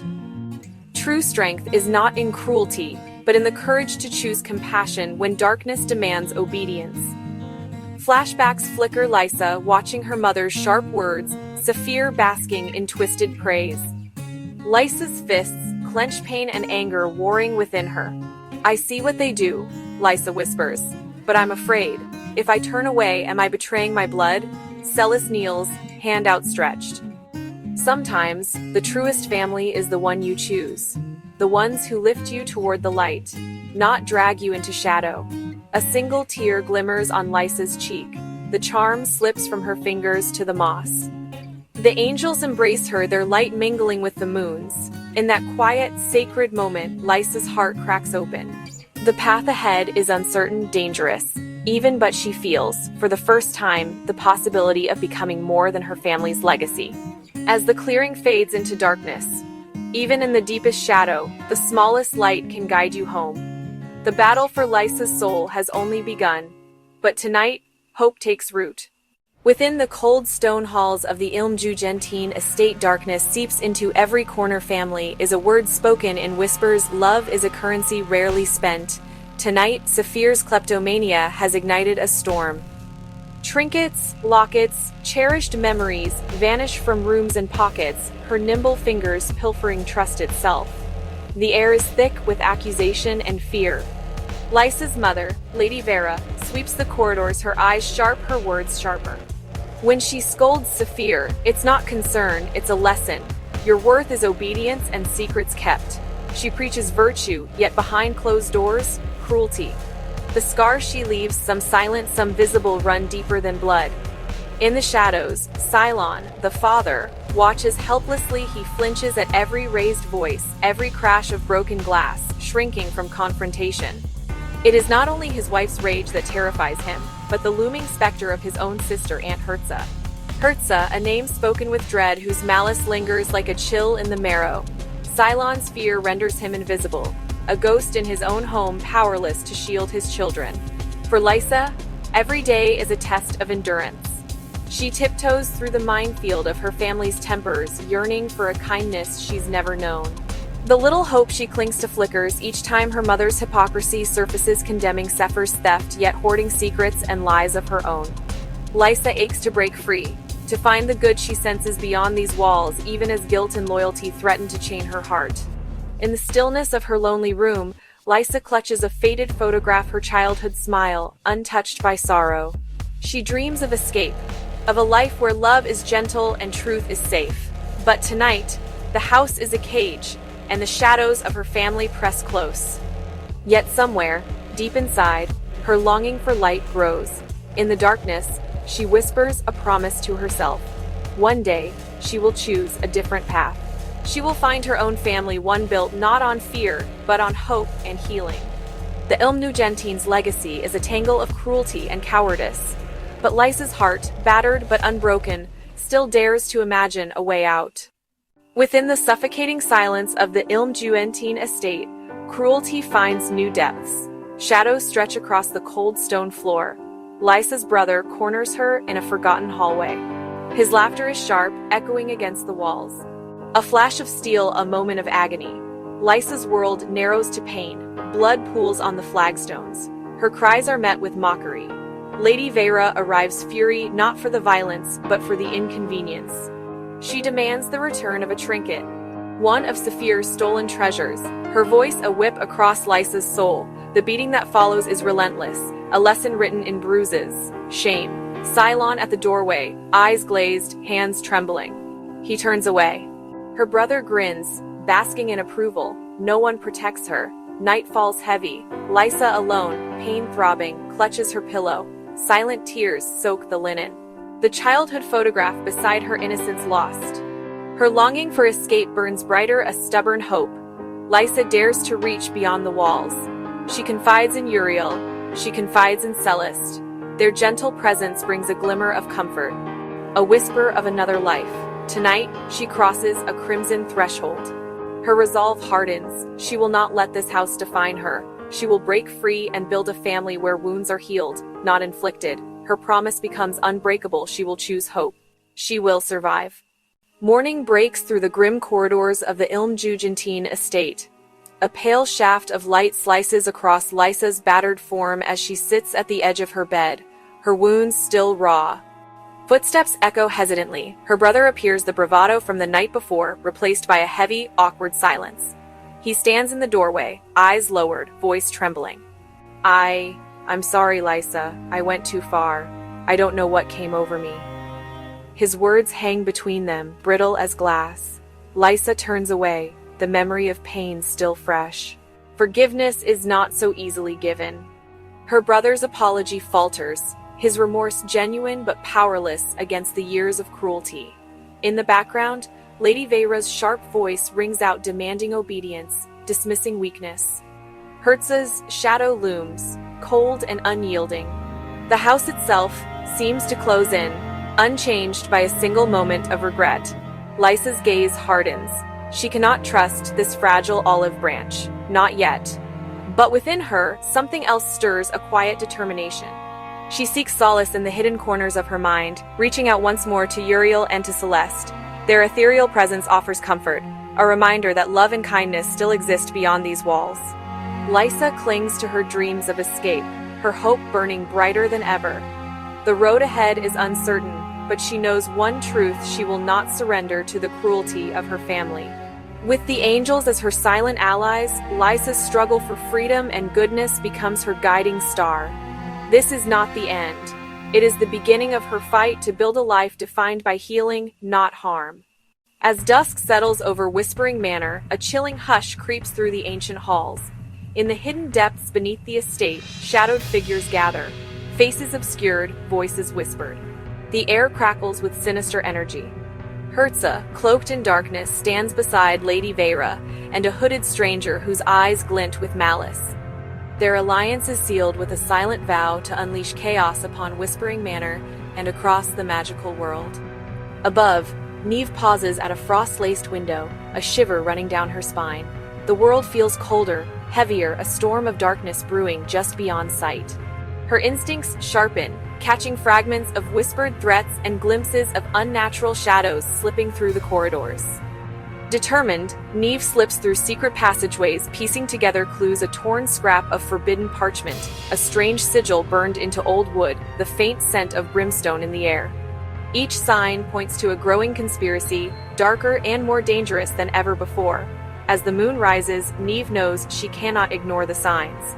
With a heart full of resolve and a mind sharpened by fear, she begins her own investigation, one that may unravel the truth behind the sinister events unfolding in the shadows. The battle for Whispering Manor and the fate of the magical world has only just begun. Far from the shadowed corridors of Whispering Manor, Artie stands on the moonlit shore, the sand cool beneath her feet. The tide glimmers with silver, and beside her, Oceanus, the merman she now calls husband, smiles with pride and love.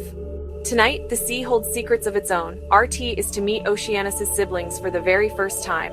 With a gesture, Oceanus calls the waves. The water parts, revealing Morgona majestic and commanding, her hair flowing like kelp, her eyes reflecting the fathomless blue of the deep.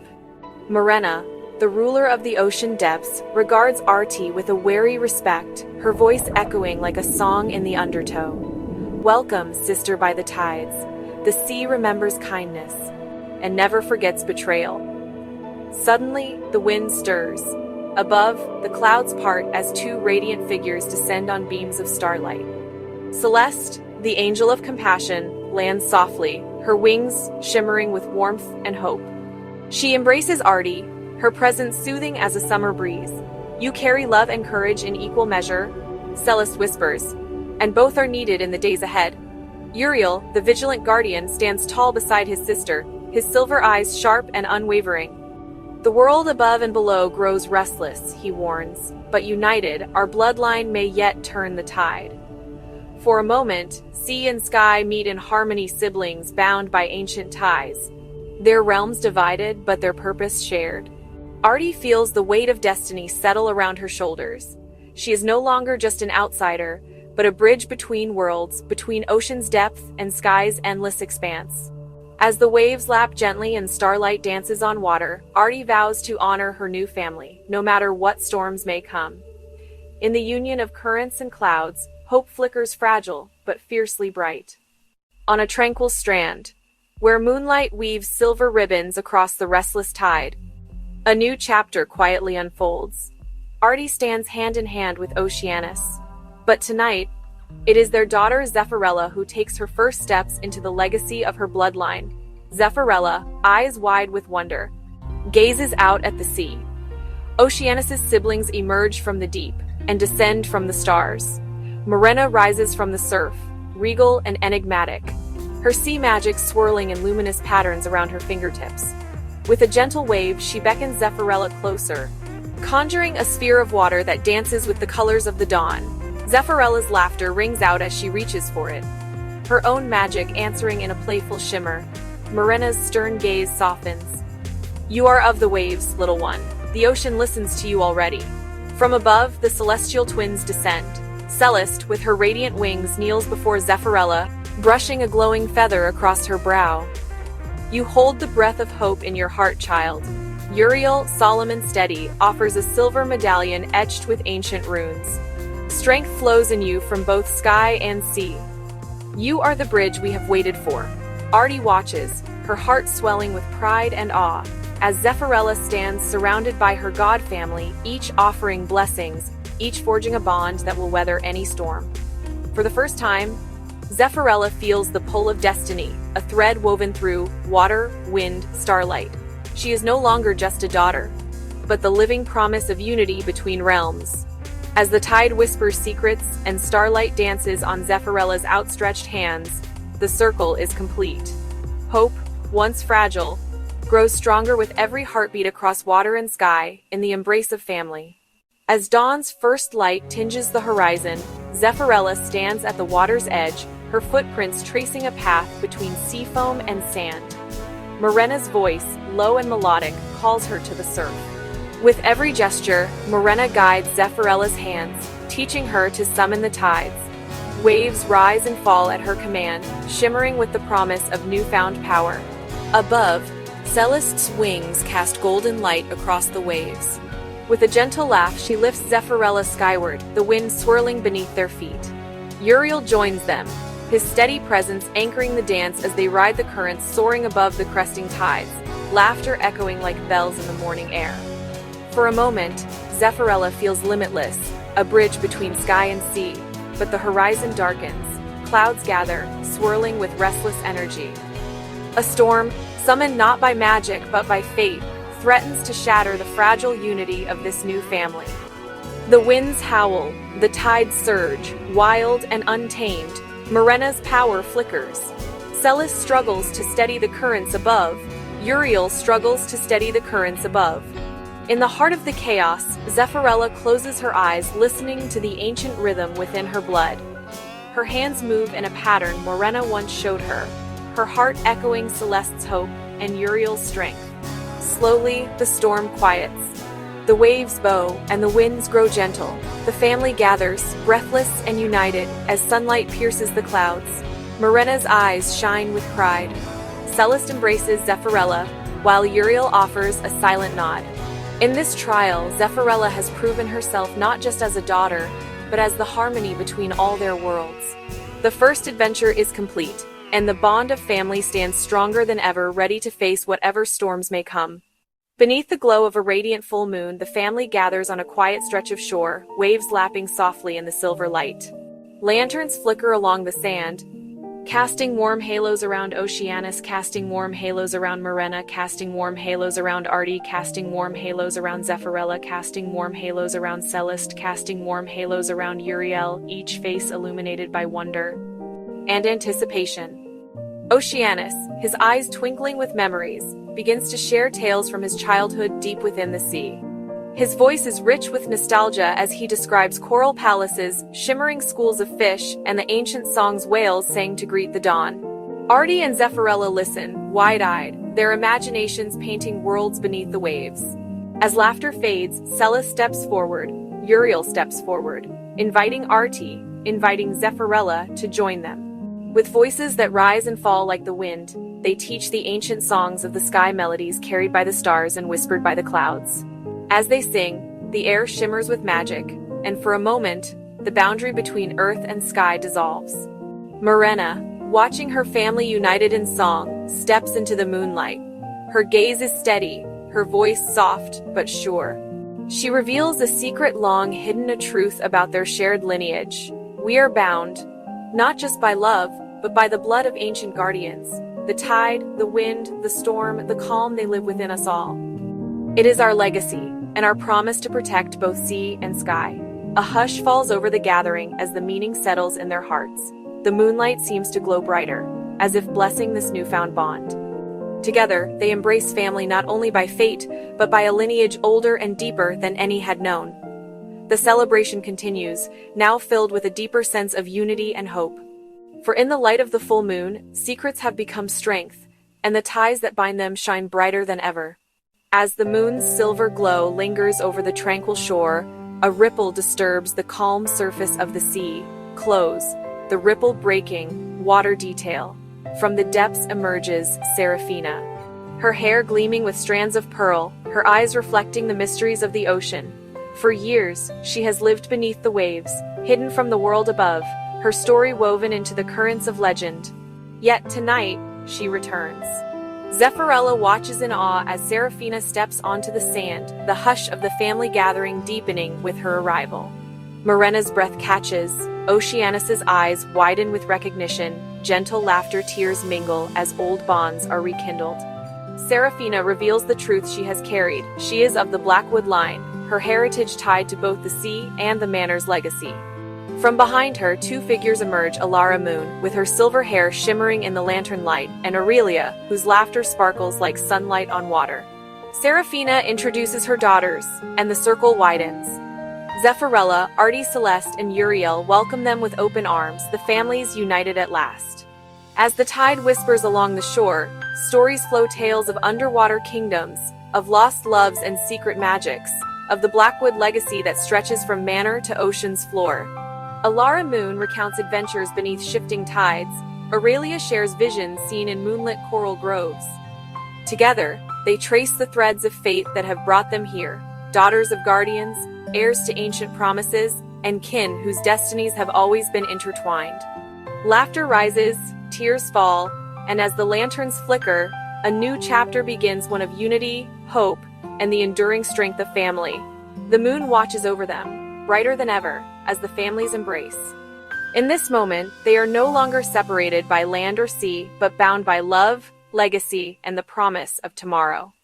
The lanterns still flicker along the moonlit shore, their glow mingling with the hush of reunited kin. As laughter subsides and the waves whisper, Serafina draws the gathered circle closer. Her voice, soft as sea foam, carries the weight of long-held secrets.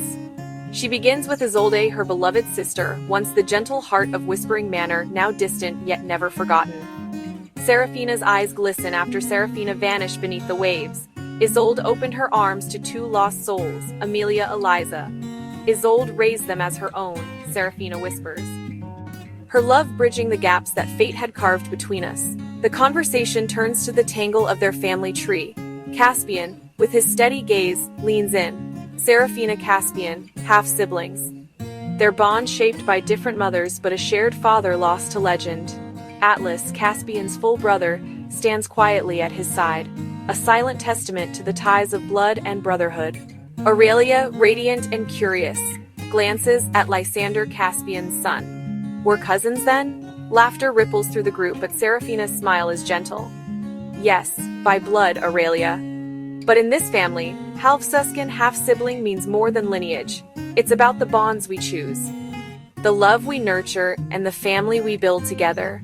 Elara Moon adds, "Here, family is a tapestry, some threads woven by fate, others by choice." Morgona nods, her eyes shimmering in the lantern light. For a moment, the complexities of their lineage are set aside, replaced by the warmth of belonging. As the night deepens, the group embraces the truth their family is not defined by simple lines or ancient names, but by the currents of care, the tides of acceptance, and the promise to stand together. The waves hush, the lanterns glow, and the bonds of kin, chosen and born, shine brighter than ever beneath the watchful moon. As the moon lingers high above the waves, Aurelia and Lysander wander a little apart from the warmth of the lantern-lit circle. The salt air dances in Aurelia's hair, her eyes reflecting the restless shimmer of the sea. Lysander walks beside her, quiet and confident, his gaze lifted often to the stars. Aurelia breaks the silence, voice tinged with wonder. "Did you ever feel it? The magic in your blood like a current? Or a wind beneath your skin?" Lysander nods, a small smile forming. "My father says our family's magic is like the sky, restless, always searching. But sometimes, I feel the sea in me too. Like it calls out when I'm near the water. Like it remembers something." Aurelia laughs softly, mingling with the hush of the waves. "Maybe that's because we're both of the sea and the sky, Lysander. Maybe that's what makes us different." Serafina watches them in the lantern glow, heart full. Memories beneath the waves drift, silent kingdoms, endless blue loneliness, unexpected kinship among the sea folk. Family isn't always what you're born to, she thinks, but what you find sometimes in the unlikeliest depths. A tremor ripples through the sand. A barrier of whirling fog rises, a wall of salt water rises, blocking the path back. The group gathers as the obstacle pulses with shifting light, neither wholly sea nor sky, something in between. Caspian steps forward, summoning a gust of wind. Lysander weaves threads of air. Aurelia reaches for the water, coaxing it gently. Serafina closes her eyes, feeling the sea's ancient song within her. Together they blend their gifts, wind, wave, current, cloud, until the barrier shudders, then dissolves into harmless mist. Breathless, the group embraces. Serafina, soft but sure. "It was never just our blood that bound us. It's what we choose, together, when the tides rise and the storm gathers." Aurelia and Lysander share a look understanding, and something like hope. The mist clears, the path home glimmers. The family, forged by sea and sky, steps forward, united by magic and chosen bonds. The night deepens, but the lanterns of Whispering Manor burn brighter than ever. In a quiet grove at the manor, Zephyrinda stands, her silhouette in silver moonlight. Aurelia stands, her eyes reflecting water and wind. The two of them together, uncertain and hopeful. Beside them, Celeste, her presence radiant, almost celestial, raises a gentle hand. Uriel, calm and steady, offers a reassuring nod. Celeste's voice is like a song on the breeze. Magic thrives not just in the gifts we inherit, but in the bonds we create. Zephyrinda, Aurelia, will you trust each other and yourselves? Zephyrinda nods, her silver hair catching the moonlight. Aurelia breathes in, feeling the pulse of water and the whisper of wind. Uriel steps forward, guiding Zephyrinda's hands to meet Aurelia's. "You are daughters of tide and sky. Together, you can weave what neither alone could dream." Their fingers intertwine. A gentle current of air flows between them. A shimmering ripple of water traces the same path. The wind responds, spiraling outward. The wave answers, curling and bright. Wind and wave swirl in harmony, forming a luminous sphere above their joined hands. Power hums in the air, no longer wild, but united. Watching from the shadows, Miranda and Oceanus exchange a glance. Oceanus speaks softly, tinged with nostalgia. Our parents were of two worlds. My mother, bound to the deep. My father, to the sky. Their love was a bridge, but the realms could not accept their union. The family was torn. Some chose the ocean, others the clouds. Miranda adds, but tonight, you show us a new way. Unity is not about sameness, but about honoring every difference. The old wounds can heal, if we choose to stand together. The children look up awestruck. Understanding dawning. The sphere dissolves into a gentle rain sparkling with light. The rain blesses all who stand beneath it. Celeste smiles, her wings unfurling in the moonlight. Let this be your legacy, not just the power of elements, but the courage to unite. The lesson settles in every heart. True magic is found in the harmony of differences. Family by blood or by choice is strongest when it stands as one. The winds carry their laughter skyward, and the tides answer with a gentle song. In this moment, the future feels bright, and the bonds of unity unbreakable. Inside Whispering Manor, the night is alive with quiet anticipation. Exterior manor at night. In a small parlor aglow with the crackle of firelight, Artie sits beside Serafina, two mothers, two hearts, forged by loss and hope. Outside, voices drift in from the garden, where family gathers to prepare for the ancient binding ritual. But here, time slows. The world narrows to a single, sacred conversation. Artie's hands tremble as she traces the edge of a faded photograph. I used to believe motherhood was about holding on, she whispers, voice thick with memory. But every day, I learn sometimes it's about letting go, about trusting that love endures, even when paths diverge. Serafina nods, her eyes brimming with unshed tears. We give so much: our sleep, our dreams, sometimes even our magic. And yet, it's never too much when the cost is their safety, their future. The firelight flickers, casting golden halos around them. RT reaches out, taking Serafina's hand. Home isn't these walls. It's the people we choose, the ones we fight for, the ones we forgive. Serafina smiles softly, squeezing RT's hand in return. Tonight, we stand together not just as mothers, but as keepers of legacy. We protect what matters most, even if it means making the hardest sacrifices. In the hallway, children's laughter mingles with the sound of ritual bells. The extended family gathers: cousins, siblings, friends, bound not just by blood, but by choice. They light candles, draw runes in salt and ash, and prepare the circle that will bind their destinies. RT and Serafina rise, hearts steadied by their shared vow. As they step into the lantern-lit corridor, their burdens feel lighter, carried together, woven into the tapestry of family. The ritual begins, hands join, voices rise soft, strong, united. A legacy is protected. A home is forged in the courage of sacrifice, and in the unbreakable bonds of love.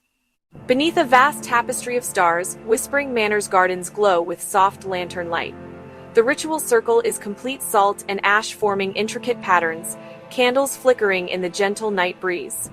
Family gathers: Zephyrinella, her hair shimmering like the sea; Aurelia, eyes bright with skyborn wisdom; Lysander, calm as the earth beneath their feet. Around them stand siblings, cousins, friends, each bearing the scars and strength of their journeys. Hands join, spanning generations. Voices rise together, whispering ancient promises and new hopes. Zephyrinella's vow is clear. Wherever tides may carry me, this family is my anchor. Aurelia's voice follows, warm and resolute. No storm will break the bonds we've chosen. Lysander's oath is steady. Through shadow and sunlight, I stand with you all. One by one, each soul adds their pledge: sea, sky, land, and all the magic that binds them. The runes in the grass glow with gentle power, weaving their destinies tighter. For a moment, time itself seems to pause. The children's laughter, the elders' steady presence, the mother's quiet courage all fuse into a single, radiant promise that hope endures, and unity will guide the next generation. As the ritual ends, the family stands together beneath the constellations, hearts full. The future remains uncertain, but tonight a vision of hope shines brighter than fear. The chapter closes with a final image: Zephyrinella, Aurelia, Lysander, and all their kin faces aglow with candlelight, eyes lifted to the stars, sworn to protect each other, wherever their paths may lead. Under a sky veiled with storm clouds, the Ilmjugentine move like shadows across the land. Cylon, her gaze cold and unyielding, leads the charge, Herza whispering commands in the darkness. Their followers strike without warning, shattering wards. Burning sanctuaries, leaving innocent magical beings trembling in fear. The air is thick with sorrow and the echoes of pain. Neve follows the devastation, guided by the faintest traces, a scorched feather. A broken charm, the lingering scent of fear. She finds ruins, a healer's cottage reduced to ash, a grove of sentient trees felled in the night, a young fae clutching a shattered amulet, eyes wide with terror. But Neve's resolve only hardens. Each scene of cruelty is etched into her memory, fueling her mission. She gathers evidence, careful and silent. She senses eyes watching her from the shadows, agents of the Order of the Dragon, determined to keep their secrets buried. Despite whispered threats and ominous warnings, Neve stands firm. In the flickering candlelight of her hidden study, she swears an oath the crimes of the Ilmjugentine will be exposed, and justice will find even those who hide behind ancient power. As dawn breaks, Neve steps from the shadows, her path illuminated by both courage and sorrow. The battle lines are drawn, and the fight for the soul of the magical world has entered a new, perilous chapter. As the world reels from the Ilmjugentine's merciless campaign, a ripple of hope stirs in the shadows. In the quiet before dawn, a message etched in silver light summons the Time Benders. Delivered by a spectral raven, eyes glimmering with ancient wisdom. The message is clear. Find Lysa. She is the key. One by one, figures gather at the mist-laden forest edge. Faces hooded, hearts heavy, united by purpose. Trees stand like silent sentinels, branches twist into the fog, guarding secrets older than memory. Astra's voice breaks the hush. Lysa has survived what others could not. Her strength is forged in the fires of cruelty. If anyone can help us turn the tide, it's her. Nick clutches the time compass and nods. We owe her a chance. Everyone deserves hope. Lyra's fingers dance with spectral light. She sends a beacon into the mist, a signal only Lysa will know. If she's watching, she'll know we mean no harm. We come not as saviors, but as allies. The forest falls silent, mist swirls around their feet. For a moment, time itself seems to pause, as if the world is holding its breath. From the deepest shadows, a faint silhouette appears. Lysa, wary but unbroken eyes burning with the will to survive. The Timebenders step forward with outstretched hands. Quiet words of welcome. The moment is fragile, woven from fear and hope. First rays of dawn pierce the mist. Something shifts, a new beginning rises from the ashes. Together they step into the unknown, determined to forge a future where hope will not be silenced. In the pale hush of dawn, the mist still clings to the tangled roots and ancient branches. Lysa stands apart, shoulders tense, eyes flickering with suspicion and exhaustion. Scars of her family's cruelty etched deep on her skin. In the wary set of her jaw, fog shifts, time benders emerge. Ilif steady, open gaze. Magria gentle strength. Rebecca eyes shining with empathy. RT kindness glowing like a lantern. Nick clutching a time compass, tentative smile. Ilif speaks, voice low and soothing. We know what it is to be hunted by your own blood. To carry wounds that never quite heal. Magria steps forward, calm. Pain shapes us, but it does not have to define us. There's power in surviving, in choosing to trust if only for a moment. Rebecca kneels to meet Lysa. My family tried to break me too, but I found family in those who chose to stand with me. You are not alone unless you wish to be. RT offers a hand, trembling but resolute. We've all been lost. We've all been afraid. But together, we made something stronger than fear. A promise that no one is left behind. Nick's small, barely audible. Hope is hard, but sometimes it's all we have. And sometimes, it's enough. Lysa's fingers clench, then loosen. A buried longing tugs at her heart. She searches their faces, no pity, only understanding. The wall around her heart cracks, a sliver of warmth floods in. A silent agreement, hands almost touch. This fragile circle becomes allies. Morning light breaks through mist. Lysa takes a hesitant step forward toward trust, toward a future rewritten by hope. The sun has barely risen above the tangled woods. The group leads Lysa toward a humble camp, a clearing deep in the forest where a fire flickers. The time benders form a protective circle, inviting Lysa to sit. Artie hands Lies a steaming mug. Magria offers a torn slice of bread to share. Rebecca laughs, teasing Nick about his cooking. Nick looks sheepish over a crooked pan. Eilif stirs the embers, murmuring, "Here, no one is a stranger for long." One by one, the group opens up. Artie speaks of a lost sibling she still searches for in dreams. Magria speaks of living in two worlds. Rebecca trembles as she recalls fleeing her birthright. Nick admits the terror of power he never asked for. Eilif reveals scars that run deeper than flesh. Lysa listens, heart pounding not from fear, but belonging. She watches them lean on each other and laugh together. For the first time, her story feels safe to share. She begins haltingly. Then, stronger of cruelties survived and longings named. Night deepens and the circle tightens. Someone sings a song from a forgotten homeland. Another tells a terrible joke that sparks real laughter. Lysa's smile is small, but real. Suspicion melts away. She feels the warmth of food. She feels the warmth of friendship. She feels the warmth of hope. Tonight, Lysa is not alone by the fire. Trust is kindled. Guarded hearts begin to heal. The promise to never leave anyone behind becomes hers. Fragile threads of family are woven. Lysa dares to believe, maybe, just maybe, she can belong. As the embers of friendship still glow in the heart of the camp, a chill wind creeps through the trees.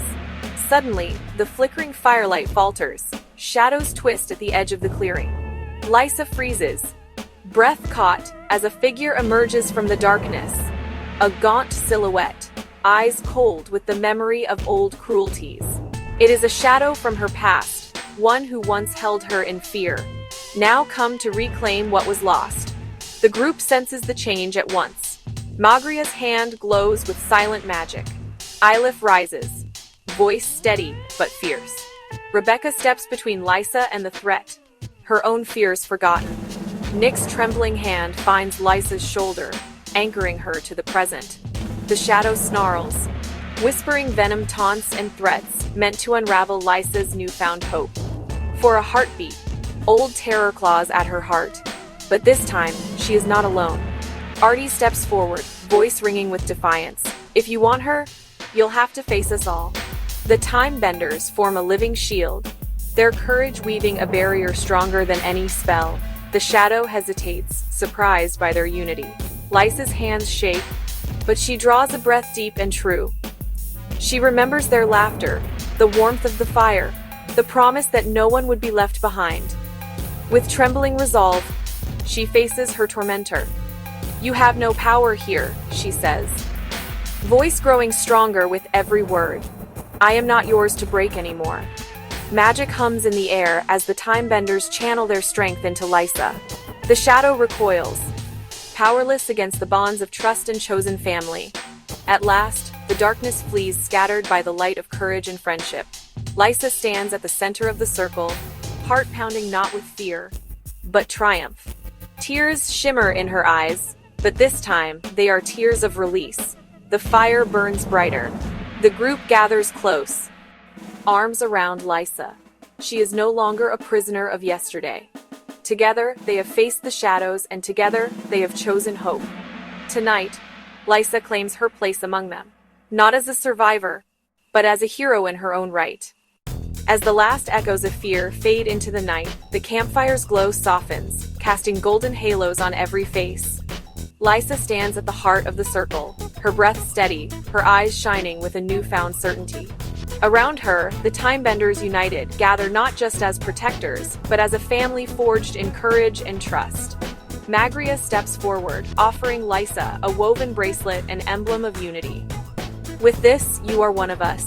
Eilif's carved stone, Rebecca's silver feather, Nick's thread of hope. Small gifts, each carrying a promise you belong. Lysa's hands tremble as she ties the bracelet around her wrist. She lifts her gaze, meeting the eyes of her friends, her family. "I pledge," she says, "to stand with you, to face the darkness, and to help any soul who feels lost or afraid. My past will not chain me." Instead, I'll use it to light the way for others. Artie squeezes Lysa's hand, tears sparkling in the firelight. The group joins in a quiet chorus of support, soft words, shared smiles, arms encircling shoulders. The warmth of belonging settles over them, stronger than any spell. As the embers rise into the starlit sky, the Time Benders united look toward the horizon. Their unity, hard-won and unbreakable, is a beacon against the gathering shadows. Together, they are ready for whatever tomorrow may bring. Tonight, hope is not just a word, it is the bond that holds them all, and the promise that they will never face the darkness alone. Under the cloak of midnight, Neve glides through the labyrinthine streets, her every step guided by a silent, desperate purpose. The ruins of the previous night's cruelty still linger in her mind, but tonight, she moves with a different fear, one born of secrets too dangerous to ignore. She slips past shattered wards and through hidden doorways, following the cryptic markings only the boldest rebels dare leave behind. At the heart of the ruined city, a circle of cloaked figures gathers in a candlelit vault, the Order of the Dragon. Their leader, voice cold as steel, invokes ancient oaths as Morpheus, shrouded in shadow, emerges from the gloom. At his side, the infamous evil sibling's faces half-hidden, eyes glittering with malice. Neve presses herself into the darkness, breath held. The air crackles with forbidden magic as a sinister pact is made. In exchange for power and dominion, the Order will aid Morpheus in corrupting the 6 magical stones. Their plan is monstrous. Each stone, once a beacon of hope, will be twisted, its energy siphoned to plunge the world into an endless night where fear reigns and hope withers. A careless whisper, a shifting shadow, Neve's presence is nearly betrayed. Heart pounding, she slips away, the weight of what she's learned threatening to crush her spirit. She flees through winding alleys, chased by the echo of Morpheus's chilling promise. The dawn will never come. Safe for now, Neve staggers into the moonlight, her resolve burning brighter than ever. The fate of magic and the world itself hangs by a thread, and only those brave enough to face the darkness can hope to weave a new dawn. The true war has begun. Beneath a sky veiled in restless clouds, Neve's footsteps echo through the silent corridors of Whispering Manor. The shadows of her discovery trail her every move, but she clings to a fragile spark of hope. In the secret chamber of the Time Benders united, the air crackles with anticipation. Faces, some familiar, others veiled in mystery, turn toward Neve, their eyes reflecting a silent question: what darkness follows you? Neve's voice trembles at first, but as she recounts the Order's pact with Morpheus, her resolve hardens. The room grows tense with every word. Each detail of the plan to corrupt the 6 magical stones is a blow to the fragile peace. Doubt flickers among the gathered kin. Some urge caution, should they risk everything when the enemy's power grows unchecked? Others burn with the need to act. The leader of the Time Benders, Miss Colette, steps forward, her gaze unwavering. We have always been keepers of time and hope. Tonight, we must become its defenders. Neve's courage is tested as she faces the choice: remain hidden in safety, or risk all to rally the magical kin before the darkness falls. With trembling hands, Neve places her trust in the circle. One by one, voices rise in solidarity. The Time Benders united pledge to warn their allies, to gather the scattered threads of magic to stand against the coming night. As the first rays of dawn break through the clouds, Neve's fear is replaced by a fierce determination. The battle for the world's future begins not with swords, but with a single act of courage and the promise that hope, however fragile, will not fade into darkness. In the shattered heart of the deep roads, ancient stone arches loom like the bones of a forgotten beast. Shadows writhe and flicker, cast by the blue fire of corrupted magic. Neve steps alone into the ruins, her breath visible in the chill, her resolve burning brighter than the darkness pressing in. Hertza awaits, eyes cold with purpose. Cylon awaits, power swirling like a storm. Hertza's voice cuts through the silence. You are far from home, Time Bender. Surrender the stones and your hope. Cylon's laughter, sharp as broken glass. Neve stands her ground, clutching the amulet of the Time Benders united. She feels the weight of every promise and sacrifice. Hertza unleashes a wave of shadow magic. Neve's resourcefulness is tested. She twists time-warping seconds into lifelines, dodging the onslaught with grace and desperation. Cylon circles, weaving illusions, memories, and whispers of doubt. Neve's heart anchors on the faces she stands for. She recalls Miss Colette, We are defenders of hope. The battle crescendos, magic collides, ancient stones crack, the air thick with ozone and fear. Neve, battered but unbroken, calls the scattered threads of magic. Light pours from her amulet, a beacon. For a moment, time stands still. Herza falters. Cylon recoils. In that heartbeat, Neve's courage becomes a rallying cry. Above the ruins, dawn breaks golden and defiant. The tide has turned, the darkness recoils. A new beginning shimmers on the horizon. In the echoing silence, Neve realizes hope endures because it refuses to yield. The fate of the magical world is uncertain, but the balance has shifted thanks to one act of bravery in the heart of the ruins. In the golden hush after the battle, the deep roads lie still, echoes of magic humming in the air. Slowly, shapes emerge from the shadowed arches. One by one, the time-benders united gather at the heart of the ruins, drawn together by the promise of a new era. Eilif stands first, his stone a deep, shimmering blue like the memory of midnight skies.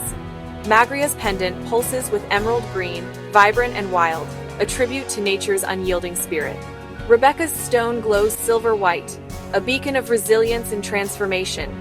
Nick's bracelet burns with the steady warmth of amber, radiating courage and steadfast hope. Artie's jewel shines with the violet of twilight, mysterious and wise. And at the center, Miss Colette's stone blazes gold sunlight captured in crystal, the heart that binds them all. As each stone ignites, threads of colored light weave between the time benders, linking them, heart to heart. Their powers, once scattered, now unite in a brilliant tapestry. They raise their pendants and bracelets, faces illuminated with purpose and relief. The ruins tremble not with fear, but with awakening. The ancient stones, touched by their unity, begin to glow, soft, harmonious, alive. The darkness that haunted these halls ebbs, replaced by the promise of healing. Neve, still catching her breath, joins the circle. The amulet of the time benders glows in her hand, its light mingling with the others. In this moment, they are more than survivors, they are kin, chosen by fate and forged by courage. Above, the first true rays of dawn spill through the broken arches. The 6 stones shimmer, casting rainbows across the ancient walls. Hope, now tangible, pulses in the heart of the ruins. Together, the time-benders united step forward toward whatever comes next, their bond shining brighter than the shadows behind them. As the glow of the 6 stones bathes the ancient ruins, a subtle tremor runs through Eilif's fingers. He lifts the deep blue stone from his chest, its surface swirling with midnight light, alive, responsive.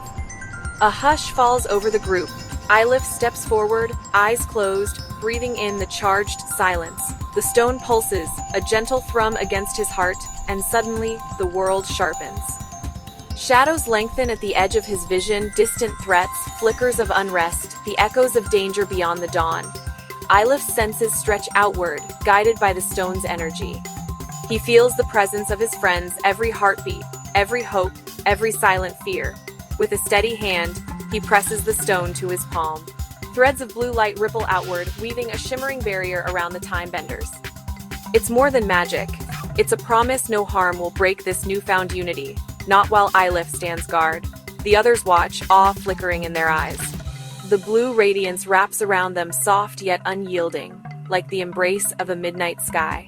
Eilif opens his eyes, Neve's grateful gaze, Magria's approving nod. The warmth of the stone steadies his resolve. He knows, deep in his bones, that whenever darkness threatens, his courage and the stone's power will shield them all. As the morning light grows brighter, the blue glow fades into a gentle warmth at Eilif's throat. He smiles, quiet and sure. The Sentinel's gift is his to bear. The Timebenders step forward, protected together, unafraid of what lies ahead. As dawn's first light filters through the broken arches of the ruins, Magria steps forward, her gaze drawn to the sea-green stone gleaming at her wrist. It shimmers with shifting hues: emerald, turquoise, the deep blue of ocean depths. Each color alive, swirling with quiet power. Magria closes her eyes, she lets her fingers brush the stone, feeling a pulse that matches the rhythm of her heart. The world hushes around her. Suddenly, a chorus of distant calls rises, birdsong from the treetops, the soft rustle of creatures in hidden burrows, the steady heartbeat of the earth itself. The stone's magic flows through Magria, amplifying her empathy until she feels every living presence. Every tremble of hope or pain, a wounded fox limps from the shadows, drawn by the stone's gentle call. Magria kneels, her hand glowing with sea-green light as she touches the fox's fur. Warmth radiates from her palm, weaving through flesh and bone, mending what was broken. The fox's eyes meet hers grateful, trusting before it slips silently back into the wild. Around her, the others watch in quiet awe. Magria rises, her bracelet glowing softly, a living link to the world's heartbeat. She smiles, her spirit buoyed by the stone's gift. With every step, she knows she can heal, to protect, and understand, even the smallest voice. The Timebenders gather close, strengthened by Magria's compassion and the magic of her stone. In their unity, wounds are healed, fears soothed, and a new hope kindles beneath the rising sun. The heart of empathy beats strong, a promise that none will face the future alone. As the morning sun rises higher above the ancient ruins, two more stones awaken to their bearer's touch. Rebecca stands at the edge of the circle, her fingers curled around the silvery pendant resting against her heart. Its gentle glow intensifies, casting ripples of moonlight across her skin. She closes her eyes and the world around her shifts, shadows unravel, hidden doorways shimmer into view, secrets once veiled are suddenly laid bare. Through Rebecca's eyes, the truth of every soul is revealed, old wounds, silent wishes, the tangled strands of loyalty and betrayal. Her gift is clarity, an unerring light in the maze of deception. Beside her, Nick's hand tightens around his deep green stone. Its energy hums, low and steady, as if syncing with the pulse of time itself. Nick feels the world's tempo slow, a falling leaf frozen in mid-air, a friend's startled gasp stretching into a gentle exhale. With a thought, he lets moments lengthen or quicken, shielding those he loves from danger, granting them precious seconds of peace. Time bends at his will, a shield and a promise. Rebecca and Nick exchange a look, one of understanding, of shared purpose. Their stones pulse in harmony, weaving their strengths together, truth, time, revelation, protection. Around them, the Timebenders sense the shift, old fears recede, hope surges. In the glow of their stones, the path ahead grows clearer, and the bonds that unite them grow ever stronger. As the morning deepens, Rebecca and Nick step forward, ready to wield their gifts. The journey is far from over, but with the power of revelation and the flow of time on their side, there is nothing they cannot face together. As midday sunlight filters through the tangled canopy, two more stones stir with purpose. Artie stands quietly, her hand cradling a luminous gem pulsing with warm, golden light. The stone's radiance spreads outward, washing over the group like the first rays of dawn after a long night. Where fear once lingered, hope now blossoms, an invisible thread weaving hearts together. With every breath, Artie feels her courage surge. As her gaze meets those around her, a gentle strength flows into them. Despair softens, shoulders lift, laughter dares to return. In the face of looming darkness, Artie's gift is the spark that reignites belief, the promise that together they will endure. Beside her, Miss Colette's stone glows with a deep, ancient blue. Its light is steady, its light is wise, its light is infinitely patient. As she lifts it, a subtle current hums through the air, drawing the others closer. Threads of magic appear. Rebecca's clarity, Nick's control of time, the gifts of the others. The threads interlace and strengthen, each power amplified by the connection. With a gentle word, Miss Colette unites their strengths, forging a single, unstoppable force.